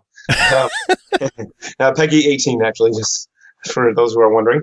But yeah, so we're excited, and we know that it's a challenge. When our slogan for our Kickstarter was Dungeons and No Dragons. So do not expect magic or dragons in the game, but expect a pretty killer game that's going to throw you into an intense story where you're going to have to make a lot of choices that have effects on the game and you as a person. You'll be tested. It'll be very interesting. So no magic, no dragons. For a fantasy game, it doesn't seem very fantastical yet. What is there for the fantasy heads out there? Well, that's just it. And to be very even clear, there's no fantasy whatsoever in this game. So, I mean, like I said before, history will repeat itself in Kingdom Come Deliverance. The biggest thing with our game, if you're into a game where you actually will role play and where you need to make decisions, and if you really have an appreciation for HEMA, which is historical European martial arts combat, or heck, even if you just like, a game that has the what you level up is what you use, like Skyrim. The story content are very story-driven game like the Mafia 1 and Mafia 2 games. Realistic combat like Operation Flashpoint. Then you're going to love our game because our game is a game that you'll be able to put in. The average gamer will put in about 50 hours into our game. If you're very thorough, you could put in 100, and some will put in more. Heck, so I should block off a week off work, huh? I'd probably push for 2. Well, the show's going on hiatus for 2 weeks in February, I guess. So go for it, man. Yeah, the game looks fantastic. I've had my eye on it for a while. I never really knew that it was going to be more grounded in reality than in fantasy, but that actually makes me more excited for the game because every fantasy RPG out there is like magic and spells and flying monsters, and it's good to hear that this is something just grounded in real life and in history. Well, how about I throw out another wild card to you? Let's hear it. It's not a fighting game. No, but when I say that, let me tell you something. So if we're basing it on history, right? If we're trying to base it on realism, are you still there, by the way? Yeah. My computer's doing funny things at night. Perfect timing. Just smash it. So yeah, let's smash it. Fucking things. With a short sword. So the wild card, like I told you about not being a fighting game. Well, back then or at any time in history or even now, you don't want war to happen. But in Kingdom Come Deliverance, war will happen. It's just a matter of events that lead up to that. And the combat in the game, though, is so intense that when you get to those points, you're like, holy crap. What the hell is... Dude, it really is awesome because there's so much going on. It's actually like medieval combat when you get into it. And the great part of it is, though, it's not a fighting game because there's not going to be something around every single corner. But you could actually fight your way through most of the game if you wanted to. So we're going to leave that up to you. We just don't present it as heavy action. Like I love. How about Mountain Blade, for example? Mountain Blade is an amazing. They're amazing. That studio, they're an amazing game. But we complement each other, if you will, and so we were kind of like our own game. I mean, I know developers always say, "Hey, we're doing something new and unique," and that's cool. But we really are doing something that's different. And you know what? Let me put it this way: in 2014, we were the third most successful Kickstarter out of any Kickstarter that year. Oh wow! And our goal was 300,000 euros. We did over 1,100,000. Holy shit! Yeah, so you know what? It's not just like we're trying to just make a great sales pitch. It's that we have fans that have backed us up, that they believe in this, and we're going through this to the end because we have 28 days left, I think. That's getting close. It's down to the wire. February 13th. And it feels so far away still. I know. Are you guys getting excited at the studio? Everyone kind of getting on edge of like, oh my God, this is happening. This is going down. I mean, we're excited and nervous at the same time because we're a new studio. And I'm not going to lie, man. Dude, we obviously want this game to sell like hotcakes, And we believe that it will. We believe that it is going to sell well. But at the same time, if we're being brutally honest, you get nervous because you're like, man, this is our first game. There's no magic. There's no dragons. And you get hit with that time and time again. Like, you play as Henry. Yeah, you can customize your character with like your clothes and kind of what you wear, but like there's a lot of things that go against the modern the grain of things where it's different. But that's what we think is going to be something very special too. We're really focusing and making this a video game and fun. It's not just a medieval simulator. You're going to have a lot of fun, but it's not going to be your average game because there's no magic, no dragons. I mean, so this is not Skyrim 2. No, you will see Skyrim-esque elements in the game. What you use is what you level up in. It has sometimes you're walking in the villages, you're like, man, there's a little bit of hints of Skyrim in there because Skyrim is amazing. And we take inspiration from a lot of different games, even Red Dead Redemption on horseback, and you're on horseback, trotting the lawn and talking to people while you're on your mission. It's cool. That's really awesome. I miss Red Dead. That was such a fun game too. Absolutely. Oh man. Can't wait for the next one. Oh, go ahead. What were you saying? Sorry, I just said can't wait for the next Red Dead. Yeah, if it shows up, do you think it's going to happen this year? Yes. I think the rumors were, what was it, May or something? Something like that. Maybe I'm wrong, but I believe it's coming out this year, absolutely. I hope so. I really enjoyed the first one. I never got too much into the GTA games, but Red Dead just clicked with me. Special game. It is, very much so. Back to Kingdom Come, with the whole being grounded in reality, with the combat, is this going to be something reminiscent of like Bushido Blade where one hit could kill someone if you're lucky? Dude, it's so funny you say that, because wasn't that for the PS1? Yeah. I love when people kind of bring that up a little bit, because let me tell you something, and what's really pretty sweet is, yes, I always, by the way, I have long answers for what I could probably say in a sentence. Bring them on. You have to forgive my, I don't know, my excitement and like childlike passion. So, okay, yes, the answer is yes. In fact, we even have quote unquote boss battles in the game. Like, guys that are really important that you need to take down, okay? Yeah. And the story, there's might be some cutscenes, whatever, that lead up to it. But like with a quote unquote boss battle, you might have a guy that's like super good at fighting. He might be strong, he might be able to kill you in a couple hits or whatever. But when I say in a couple hits, the same goes for him. Because if he's not wearing a helmet and I take a sword and I whack him on the head, the dude is dead in one, if not two hits. And, I'll tell you why. We use a physical collision system. So what we do is we use by the damage by what weapon you use, what they're wearing, and how hard you actually hit them. So basically what I'm trying to say is swords actually hit each other. Your sword will hit the shield. You don't go through anything. So if I hit someone in the head and I barely hit them, I'm definitely going to do a ton of damage. But the biggest damage you can do, the impact is, again, let's say if someone has heavy armor, right? They have, there's 14 different slots for armor in our game, because you're going to have layers of what you wear, because again, it's based on historical European martial arts. So if someone has full plate armor and has thick armor, you're going to want to use a mace, or heck, you're going to want to use a warhammer, right? Yeah. So we're going to calculate how much damage you do based on how hard you hit them and where. So you want to look for the weak areas. If someone is holding their sword high, swing and uppercut them, swing low. If someone's got a shield, they're holding it to the right side, you got to hit them on their left side, or would want to hit them on their left side. Follow what I'm saying? Yeah. Would you say that the combat feels somewhat similar to a game like For Honor that has a very strategic feel to it? Yes. It's going to have, you'll be reminded a little bit of For Honor, but it's still very, well, I'll go even a little more in depth. So we have a star, if you will, that kind of you can lock onto an enemy, and it doesn't mean you lock onto them like you're automatically going to hit them.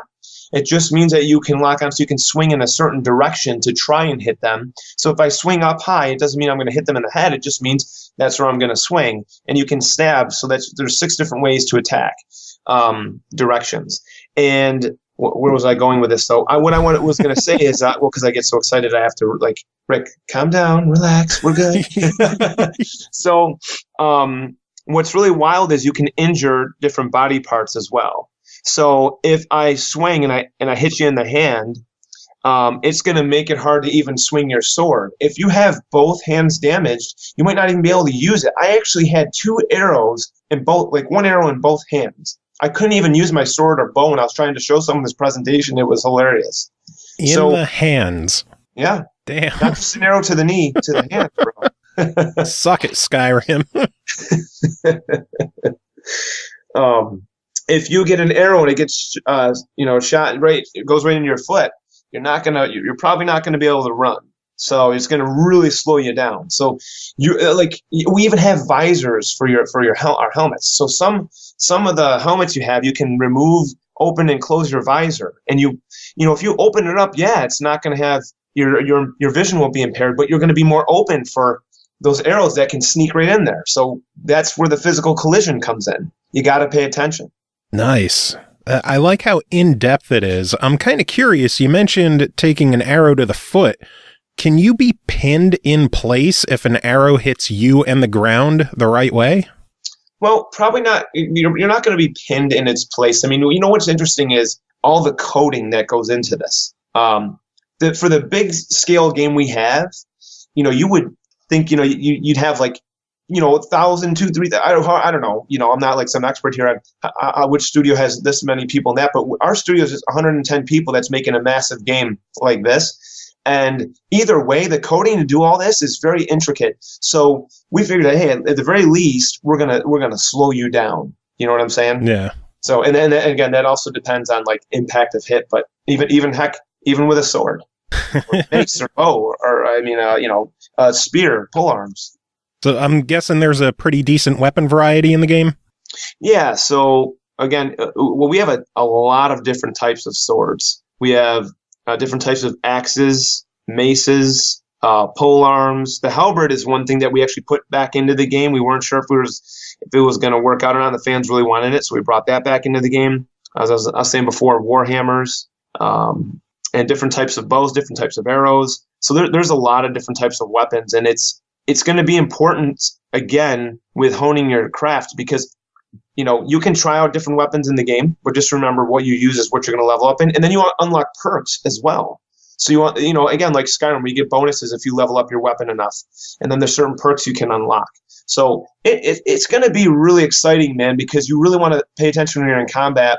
And I'm being a little redundant here, but you're going to have to take things into consideration. And another thing, bro, when you're in combat, we're not going to allow you to change your armor. We're not going to say, time out, guys, time out. I need to take my helmet and put it on. I forgot to put it on, guys. No, we're not going to allow it to happen. Better hope you can open up the menu and get that helmet on before the dude hits you in the fucking face, huh? Well, I'll tell you what, there's an indicator. There's two swords that are like, in the shape of an X. So when you see that at the top of your screen, it means you're in the combat zone. So in order to switch your armor, you're going to have to leave the combat zone. Just like even healing yourself, you're going to have to leave the combat zone. We're not going to allow you just to bandage yourself while you're in combat. So how is the healing done in this game? Obviously, there's no magic, so no healing spells. You mentioned bandages. Is it based on like a hit point gauge, or how is it done? Well, you can bleed out, so you'll want to help with bandages if you're bleeding, of course. Now, also, you'll heal up there's alchemy in the game, so there's your some crafting there for you, and it's a really fun mini game. We use a base of like oil or alcohol, water, whatever, and then you actually have to cook it. There's an hourglass, and you have to read books on how to use alchemy, and it's actual like herbs and flowers and things like that. And also, eating will slowly heal you over time, also based on the food you eat. And sleeping will also be able to heal you as well. And it depends on where you're sleeping. If you're sleeping in a bed, you'll heal quicker than sleeping on the ground, like at a camp. Yeah.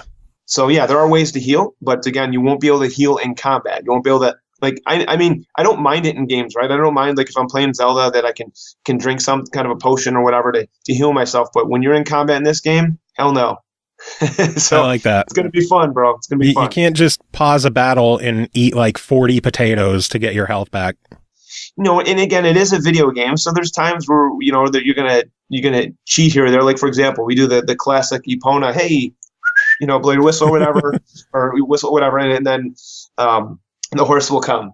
But we're trying to really give you a good feel for what it was like back then in 1403. So why 1403? Well, I'll tell you. So first off, we are the first company, the first studio to ever make a game on Czech history. And one reason for that is our studio, I'm the only guy that's in the U.S., only guy or gal. So being that I'm the U.S. community manager / PR. But everybody else is of course, they're in Prague, which is the capital of the Czech Republic. So Dan Varver, the creative director, who was also the creative director behind Mafia 1 and Mafia 2, which is why I alluded to that earlier. Nice pedigree there. Yeah. All good ideas in Czech Republic start at a pub. That's what I hear. So Dan Barbara and Martin Klima got together. Martin Klima has great experience, by the way, with in the video game industry. He even wrote the script for the RPG game Dragon's Lair. And those guys wanted to make a game based on their history. And there's a lot going on because in 1403 there was a lot of religious warfares, but we're going to focus on the civil war that was going on between two brothers, or half-brothers, I should say. And like I was saying, it was King Sigismund of Hungary who invaded Bohemia and literally abducted his own half-brother, King Wenceslas IV. And he brought over mercenaries who are called the Cumans. Now, the Cumans, they used to live in Asia, but they were forced out by the Mongolians. So then they've lived in Hungary for the past 100 years, so they've learned the language and whatnot, and they're trained and they know how to fight. So he's using them to take over Bohemia, and it's a fascinating history. There are books on this, and be careful though, because if you want to start reading, you can actually spoil some of the events in the game. So, wow, ironically enough, so it's that accurate to what happened in history. Yes, I mean, in fact, that some of the bigger scale battles actually, did happen. Some of the characters in the game are actually non-fictional characters. So that is really cool. You don't see that often in games these days, of actual historical figures in games. Correct. And not only that, are you familiar with Brian Blessed, sir? Brian Blessed. Off the top of my head, I can't recall. No, it's fair enough, because we have some professional voice actors in our game as well as actors. And Brian Blessed is a famous European actor, especially in the UK. And he's very, he's hilarious. He's very witty. He's loud, but he's loud in a way that just makes you laugh. And he's doing a voiceover for a German military engineer, Konrad Kaiser, who helps you build a trebuchet. And Tom McKay stars as Henry. So if you guys look that up on like the IMDb or somewhere else, you'll see that even the voiceovers. There's a lot going into the story. I mean, there's over 4 hours of cutscenes in the game. Wow. And some of them are only. See, here's the thing too. You're not going to be able to see all the cutscenes. It's not possible because it's going to be based on the choices you make in the game. So, that's really neat, dude. You'll be like, Rick, man, I had this awesome skirmish, and it was like 10 on 10, and man, the bastard, that gang member that's causing all this trouble, I beat the snot out of him and whatever. And I'm like, dude, I actually never had that happen because I was able to talk him out of it because I leveled up my speech skill enough to convince him. So this is like true role playing where pretty much nobody's game is going to be the same. No, and this is what's really ironic, is that yes, there is only one ending, but it really is up to you how you get there. And everyone's going to have a different story to tell. I mean, you can be a master at this game and even a master at combat, and that dang farmer that you tried to screw around with in the beginning that killed you because he got you one hit to the head and your fighting skills sucked in the beginning, he can still kill you at the end of the game because if you don't have a helmet on and he takes a blow to your head with a sword, you're donezo. Damn, that's really neat. Yes, sir. Oh, man. So you mentioned the game, the Kickstarter was back in, 2014, you said?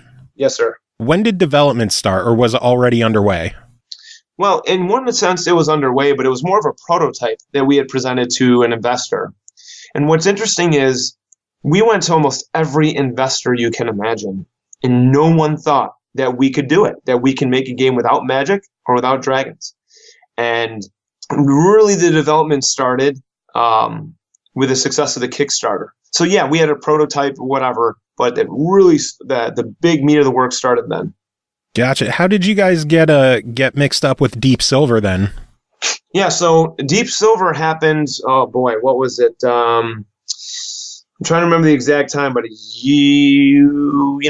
was like 2000. It was 2016, towards the end of 2016, I believe.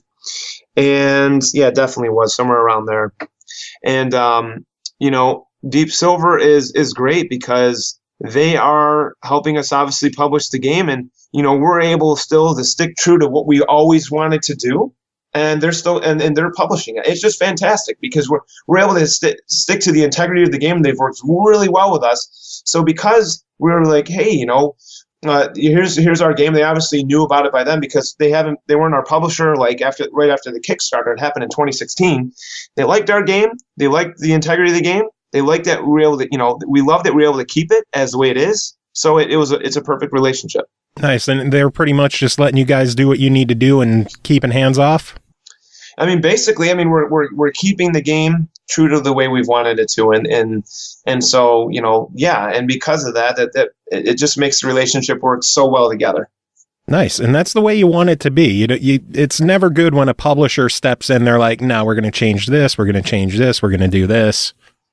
Deep Silver it's been great. I mean, I tell you, we've been able to stick to what we've wanted to make since the very beginning. That is very, very good to hear.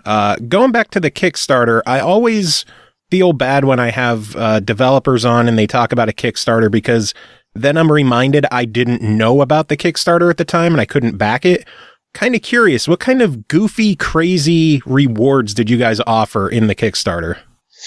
Well, yeah, so that's what's also interesting too, because I started working with the company in, let's see, it was May of 2016, I believe.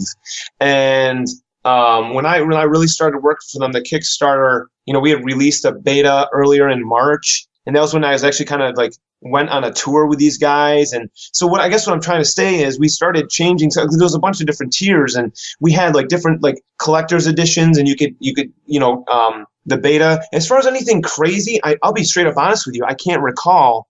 But the thing is we stopped doing the our actual own collector's edition at the end of 2016, and that's where you have you can listen to all the music that we made in the game.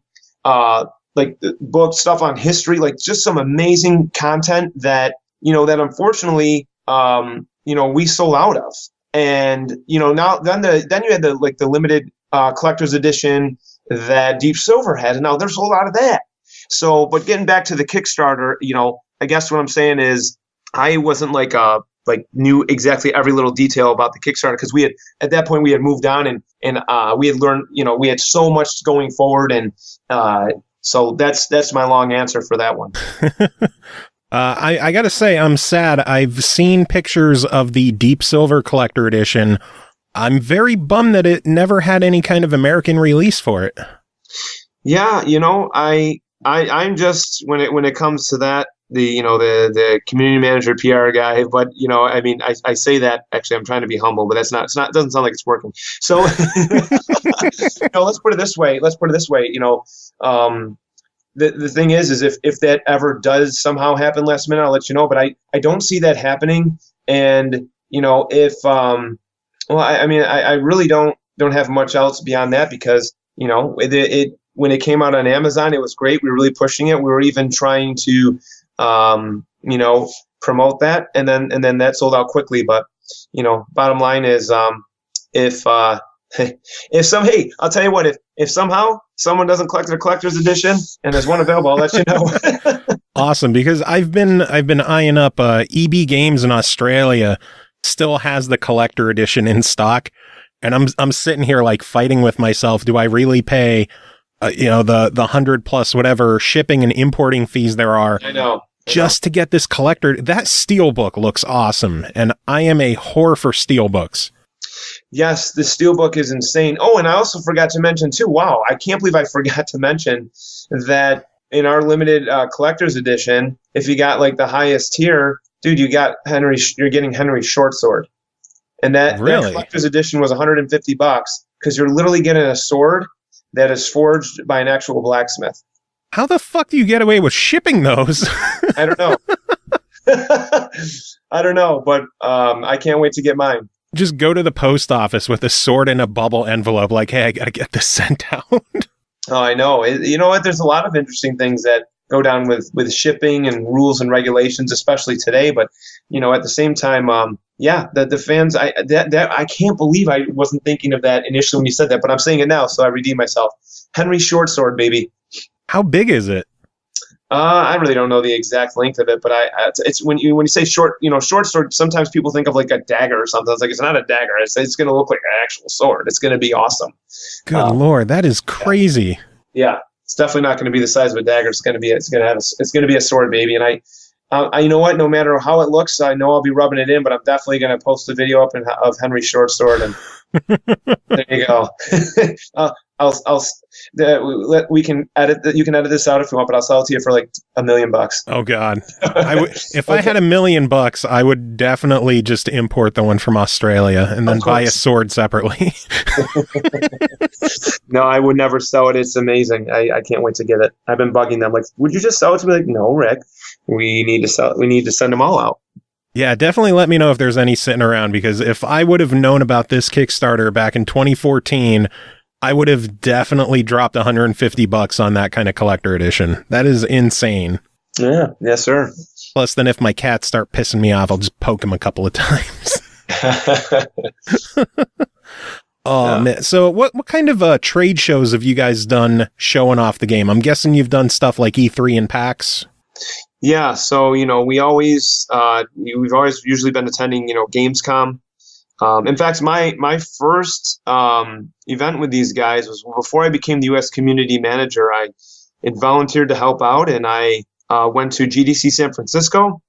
We, again, E3, Gamescom, we went to the PlayStation Experience we went to.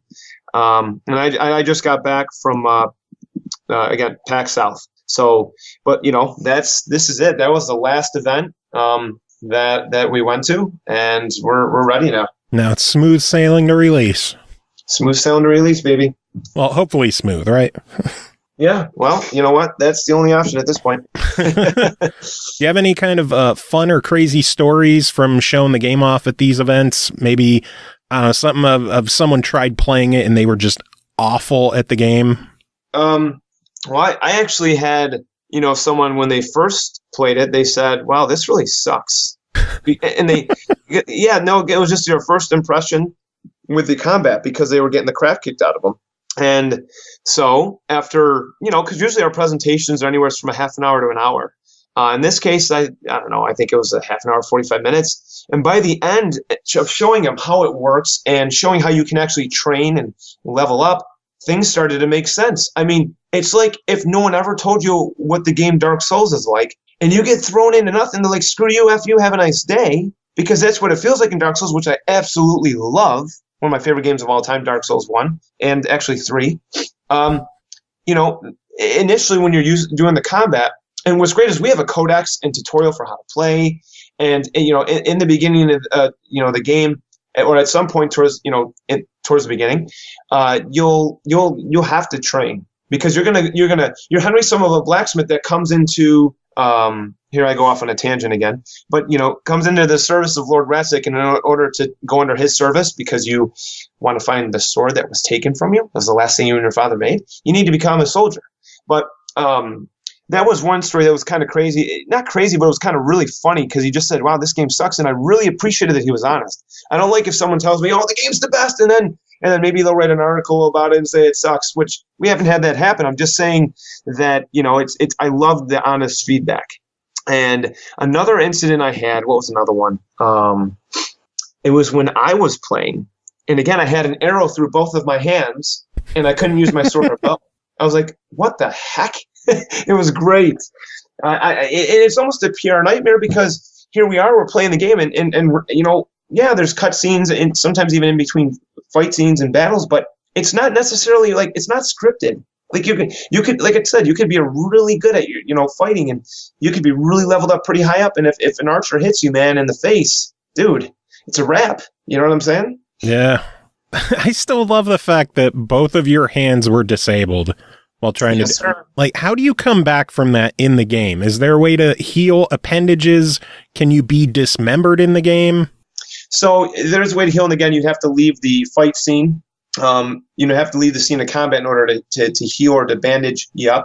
But we are staying away from the excessive gore, and also at the same time, if you think about it, movies always, exaggerate. You know what I mean? Even if you're watching as much as Braveheart is actually probably my favorite movie of all time, they always make it look easy to dismember. And well, and truth be told, though, they were Scots, right? So they at the time they didn't have all this full plate armor on, and what have you. But what I'm trying to say is, if you have full plate armor on, okay, you're not going to be able to just cut someone's arm off or their head off. Yeah. And but even still, we just stayed, kind of stayed a little bit away from the excessive gore. So Got it. So if someone takes an axe to your head, it's not going to stick in your head. It's not going to stick in your head, and it's not going to cut their head off, but believe me, it'll probably kill them. If they have a helmet on, well, it's going to take more than a hit or two. But again, it also depends on how hard you hit them. But yeah, and we're not going to have the excessive gore dismembering. I'm kind of bummed. I like seeing that in some games, if it's appropriate, of course. Yeah, no, I understand that. But there you have it, my man. I'm just waiting for one day a game comes out that you could hit a guy in the head with an axe and it just sticks there, and you could let go of it, and it's just in his head. Well, arrows. Well, if an arrow gets stuck, it gets shot at you in the head, it's going to stick in your head. Yeah, that could be fun too. You know what I mean? Oh man! So when you're in a battle and you have no use of your hands, can you just retreat? Will the enemies follow you? Will they track you down? Is it easy to get away? They will track you down, and no, it is not easy to get away because they can run like you. So you have to really get quite a ways away from the scene, and you'll know though because the sword indicator, like the swords, the symbol, the icon up top of your screen that's the shape of an X, it'll leave once once you're able to heal yourself. So again, we have certain parameters and coding that goes into that to try and again make you feel like you really are in this really intense combat, and that you can't again be like, time out guys, time out. So, and that is awesome. Oh man, I cannot wait for this game. So I know you've said you've done a ton of interviews with this stuff. What questions are you not asked enough? Because I'm sure I've asked a bunch of stuff that people have asked you countless times already. What do you want to talk about? What are people not asking you? What I really like talking about is in the combat, I like talking about the fun that you have with the combat. The thing is as much as we talk about realism, it is a video game, right? Yeah. So when you level up for example, you've been using your sword, now you can get perks for your sword. And what's great with these perks is so there's a perk where you can draw blood easier with your sword, or just your swordsmanship, your fighting skill when it gets up to a certain level, and then you can unlock the perk. And then we have another perk where if you draw blood, you get a strength bonus. So you start putting these perks together, man, and you're going to start to kick the crap out of people. So it's great when you draw blood and then you get a bonus, because when you draw blood, their health starts depleting, just like yours would. Yeah. And there's sometimes it's like, oh, freaking heck, man, now I'm bleeding out, and there's no way I can leave the combat scene right now because I just can't.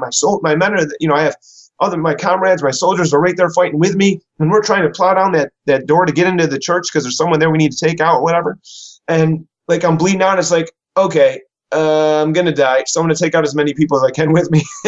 It's awesome. But I love talking about the perks. Like even believe it or not, one of the ways to save the game is by drinking. Okay, and you actually have perks for drinking. There's a drinking skill in the game. Oh God. And it's funny because I don't drink at all. I can be boring like that. I don't drink, but when I talk to people who drink or don't like to drink, it's just an amazing feature in the game because there are drawbacks from drinking. Like your speech skill will actually go down if you drink. You won't be able to, there's a perk if you drink enough and you pass out or whatever, you'll just magically wake up in your house the next day, or not maybe in your house, but in a bed the next day.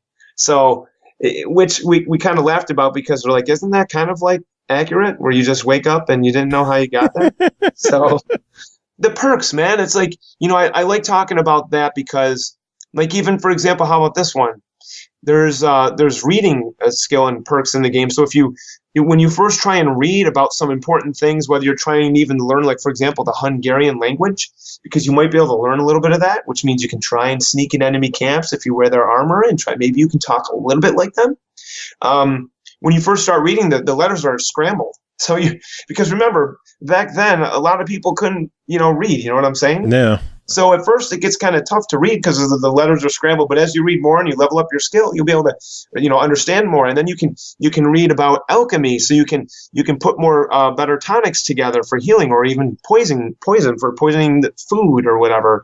But it's great because it's very intricate like that in our game, to where you can there's no classes in our game. You can play every quest differently. Stealth.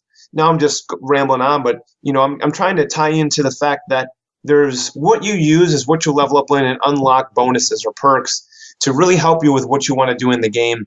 And it's just very intriguing to me because that's where you're going to have the different stories to tell, different playthroughs even.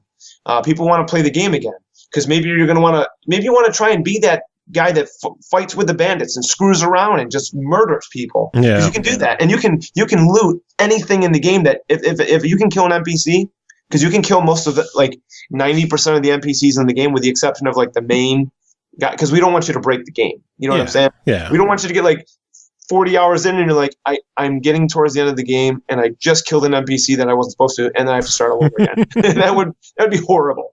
That would really suck. But you can ruin certain quests. You can have a quest that started that might have a few different ways to go, and then have quests after that, and all of a sudden you kill that guy or girl, and you just ruin that whole quest, and that guy or girl is permanently dead. Man, that would suck if that was an important quest. And it might not be something that you actually had to do, but it could have been important, and that add several, extra missions on. In Skyrim, you can go to different places and do different quests where it's like the mage, and you can do a bunch of quests as being a mage, and again, I'm not talking classes, but I'm just saying, man, this quest could have went a certain way, and you decided to say, you know what, screw you, you're dead. This game sounds like a nightmare for people who have decision paralysis. Well, the cool thing is there's ways to redeem yourself, because you will have reputation that you can redeem, and also there's ways where we showed off in this one, it was Gamescom, I believe, E3, I don't know, but you had to. There was this guy, his name is Kunesh, and he owes you some goods. We showed off, this was one of the very first, or part of the first quest in the game, and he owed you some goods and money, whatever. Well, he refuses to give them to you, and you want to try and talk him out of this or that, and he just wants to fight you. Well, if you lose this fist fight, because there is hand-to-hand combat, he's not going to give you his stuff, and you feel like, oh, I'm screwed. But then, conveniently, there's some lads that want to get into some trouble. And you're like, okay, if I'm going to do this with you, you need to go help me beat the crap out of this guy because he owes my father and I some stuff. So there's ways to solve quests another way if you screw up. But then again, if you just want to kill everybody, there's going to be consequences to pay. But that's what I'm telling you, man. People are going to want to play the game all sorts of ways. It's going to be crazy. I can't wait. So people could play this game and just be an absolute dick if they wanted to? You can be that guy or that girl. Sweet. One of these days, I always say this with games that have moral choices and multiple ways to do things. I always say I'm going to be a dick one time, and every time I'll start off and I'm like, yeah, fuck this guy, I'm going to kill this person over here, and then I'll run into someone, I'll be like, oh, well, I don't want to hurt them, and then it's the slippery slope of just turning into a nice person again. Yeah, and you can redeem yourself. You can give alms to the poor in the town, the beggars. You can, maybe take out some bandits or gangs that were given the town or the village or the city or whatever a hard time. But once that character that gave you that quest is dead, they're permanently dead. So watch what you do. So there's no resurrection in this game. There's no. So that's an interesting question. Yes and no. Because not necessarily, technically no, but at the same time, you will be able to play the game after you beat it. So, after time goes by, some bandits might actually respawn because we want you to, be able to do things after the game. And you know what? Actually, I'm going to leave it there because I don't want to spoil anything. But some things, some things people will potentially respawn. Potentially. Gotcha. So. It depends on the amount of time that passes in the game, but some won't. So without even trying to give, and again, I'm not trying to give any hints about there's no fantasy in this game. Believe me, there's none of that. But we wanted to have some replay value, and it's a video game after all. Yeah, and that length of time is actually 25 years, and they didn't respawn. It's just their kid. Sure. Sure. You got to make up your own story sometimes, right? Of course. What happens when you die in the game? Well, because I'm guessing that's going to happen frequently for a lot of people. Yeah, it's actually kind of fun sometimes too, believe it or not. But you go back to the last, because there are save points in the game. So you go simply back to the last time that it was saved. Whether that's you slept and then woke up, that's usually a save point, an important part in the game, or you had a drink or two. You know what I mean, to save the game. So the blackout save file. Yeah. So and we made it that way so that you would have to really live with some of the decisions you make. You know what I'm saying? We want you to really think about the choices you make, like I used to in some of the Fable games. Oh man, I miss those games. So do I. This leads me to a question, because my favorite Fable game isn't actually a Fable game. It's Kingdoms of Amalur Reckoning. I'm not sure if you're familiar with that one. Yeah, the pitcher, what's his name? Kurt Schilling. Kurt Schilling. My biggest gripe with that game was the level cap. It was one of those things where I didn't even finish the game yet, and I was at max level. Will I run into something like that in Kingdom Come if I focus on doing all the side quests, doing everything I can, killing all the enemies I run into? Will I hit a level cap in this game, or is it just one of those things where you can level up as long as you're still doing things? Well, you know what? That is a question where I will say that you will see. You will see, my friend. And I will at least tell you this too, is that when you play the game, there's going to be you're not going to be able to level everything up in the game, really. Maybe unless you spend a lot of time playing after the game, of course. But even then, it's going to be really hard to do, because there are so many different things that you can level up in weapons that I would say that that won't even necessarily be as much of a concern as you think, because when you do play this game and you see all the choices you can make, you will be more than happy to do another play. That's a bold opinion of mine, but I do believe that you're going to see a lot of playthroughs for this game because of all the choices you can make and all the different approaches you can do. Does the game have a new game plus mode, or is it basically just starting from scratch when you want to play again? Well, when you play again, right now as is, you will start fresh, like you're starting a brand new game.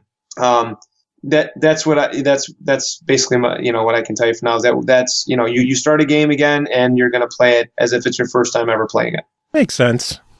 So, but I will say that, and it's not even on this note, maybe this is just on a side note, but we're going to be supporting this game for a long time, and there will be DLC, there will be even modding to some extent after release, and it'll be interesting to see what the community comes up with, based within reason, of course, and what we do after launch. Will there be any form of modding on consoles, or will that be a PC only thing? So right now it's looking like we're really focusing on what we can do with modding for PC. You never know about the future, but right now it's just PC. Yeah, because I know consoles are slowly starting to dip their toe into the modding scene with, I think, Skyrim, and I think one of the farming simulator games has modding of all things. Yeah. Which is very, very odd.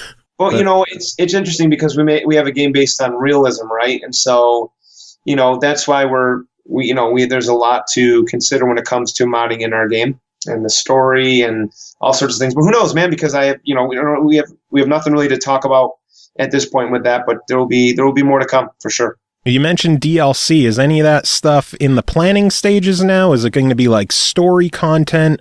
What kind of plans are there for that? Yeah. So what I can tell you at this point is there's some things that we really wanted to make into the final version of the game.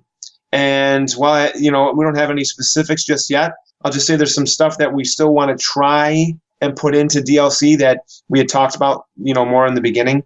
And also, there's going to be, let's put it this way, there's going to be DLC. I will tell you that there's going to be DLC. So. Well, I'm looking forward to it. I'm not sure what there's going to be, but I'm definitely looking forward to getting as much time in with this game as I can. But this game aside, what are you playing right now? What games are you enjoying? Yeah, so when I do have the time or make the time, I really love Ghost Recon Wildlands. I say that, but I play with the exception of, my goodness, we're working so hard right now on the game. I'm just playing pretty much Kingdom Come. But or if let me correct that. Stand back or just rewind a minute, because with my kids I play Mario Kart and Breath of the Wild, because that is something I can play just on when I'm hanging with the fam. But on my own time, Ghost Recon Wildlands, I just finished up Neo. I don't know, a few weeks ago or whatever. I love Neo. And I love, and before that, I Dark Souls 3 I finished not too long before that. Before that I did Doom. I love Doom. But yeah, right now it's Wildlands when I can. And eventually I'm going to go on to The Witcher 3. Nice. Yeah, that's a pretty damn amazing game. Absolutely. That kind of leads me to another question. Witcher 3 has enhancements and updates for Xbox One X and PS4 Pro. Are there any kind of enhancements or improvements for those consoles with Kingdom Come? Yes, they will be enhanced on both consoles, absolutely, day one. Is there any information on what kind of resolution bumps or frame rate bumps we'll see? Well, what I can tell you is we just talked about this last week, actually, that what we were able to get, and this is also, keep in mind, with the CryEngine, because we use the CryEngine and it's fantastic, but we can only do so much with even the engine we use in CryEngine, and we're getting it up to, I believe it's 1440p on the One X and 1080p on the PS4 Pro. Nice. What kind of frame rate? Well, that we are, believe it or not, we are still the game is pretty much just about done, right? Yeah. But I will just put it this way, that the frames will be better on the enhanced versions, but we're going to get it as best as we can. Hey, you still have a month until release, so plenty of time to optimize as best as you can. We are going to optimize until the second that we can, and that's coming up very soon. And even then, we're going to be supporting the game, like I said, so we're not going to stop supporting it. Yeah, that's always a good thing when developers support the game. I know we've seen a few games come out recently that developers just here's the game, we're kind of done with it, do what you want with it. And it's good to hear that developers are going to stand behind and support their title. Absolutely. My last question, you mentioned playing Mario Kart and Breath of the Wild. Are there any Switch plans for Kingdom Come? There are not. Just too intensive for the console? I mean, basically, what we were able to do is, we were able to get it out for PS4 and Xbox and PC, and that right now that's what we plan on sticking with. Hey, makes sense. Yes, sir. But Rick, it has been fantastic having you on the show. That's all the questions I got for you. Is there anything else you wanted to talk about? Well, I mean, again, our game releases February 13th on Xbox, PlayStation, and PC, and check us out, KingdomComeRPG.com, and on YouTube, Warhorse Studios. We have a lot of videos to look at, a lot of some recent updates to even videos on combat, and just even the choices you make in the game. And check it out, guys. I guarantee if you check it out, and from what we've talked about on this podcast, if you're even remotely interested, get the game. You won't regret it. Sounds good. Well, again, thank you very much for coming on and chatting with me about the game. I cannot wait to get my hands on it next month. Do you have any final words to end the show? Well, I really appreciate support from you, from the fans. Without the support we had in the Kickstarter, we wouldn't be here. And we're just really excited to have so much support for our first game in our new, in our studio. So I just am humbled, and I say thank you to everyone who has supported our game.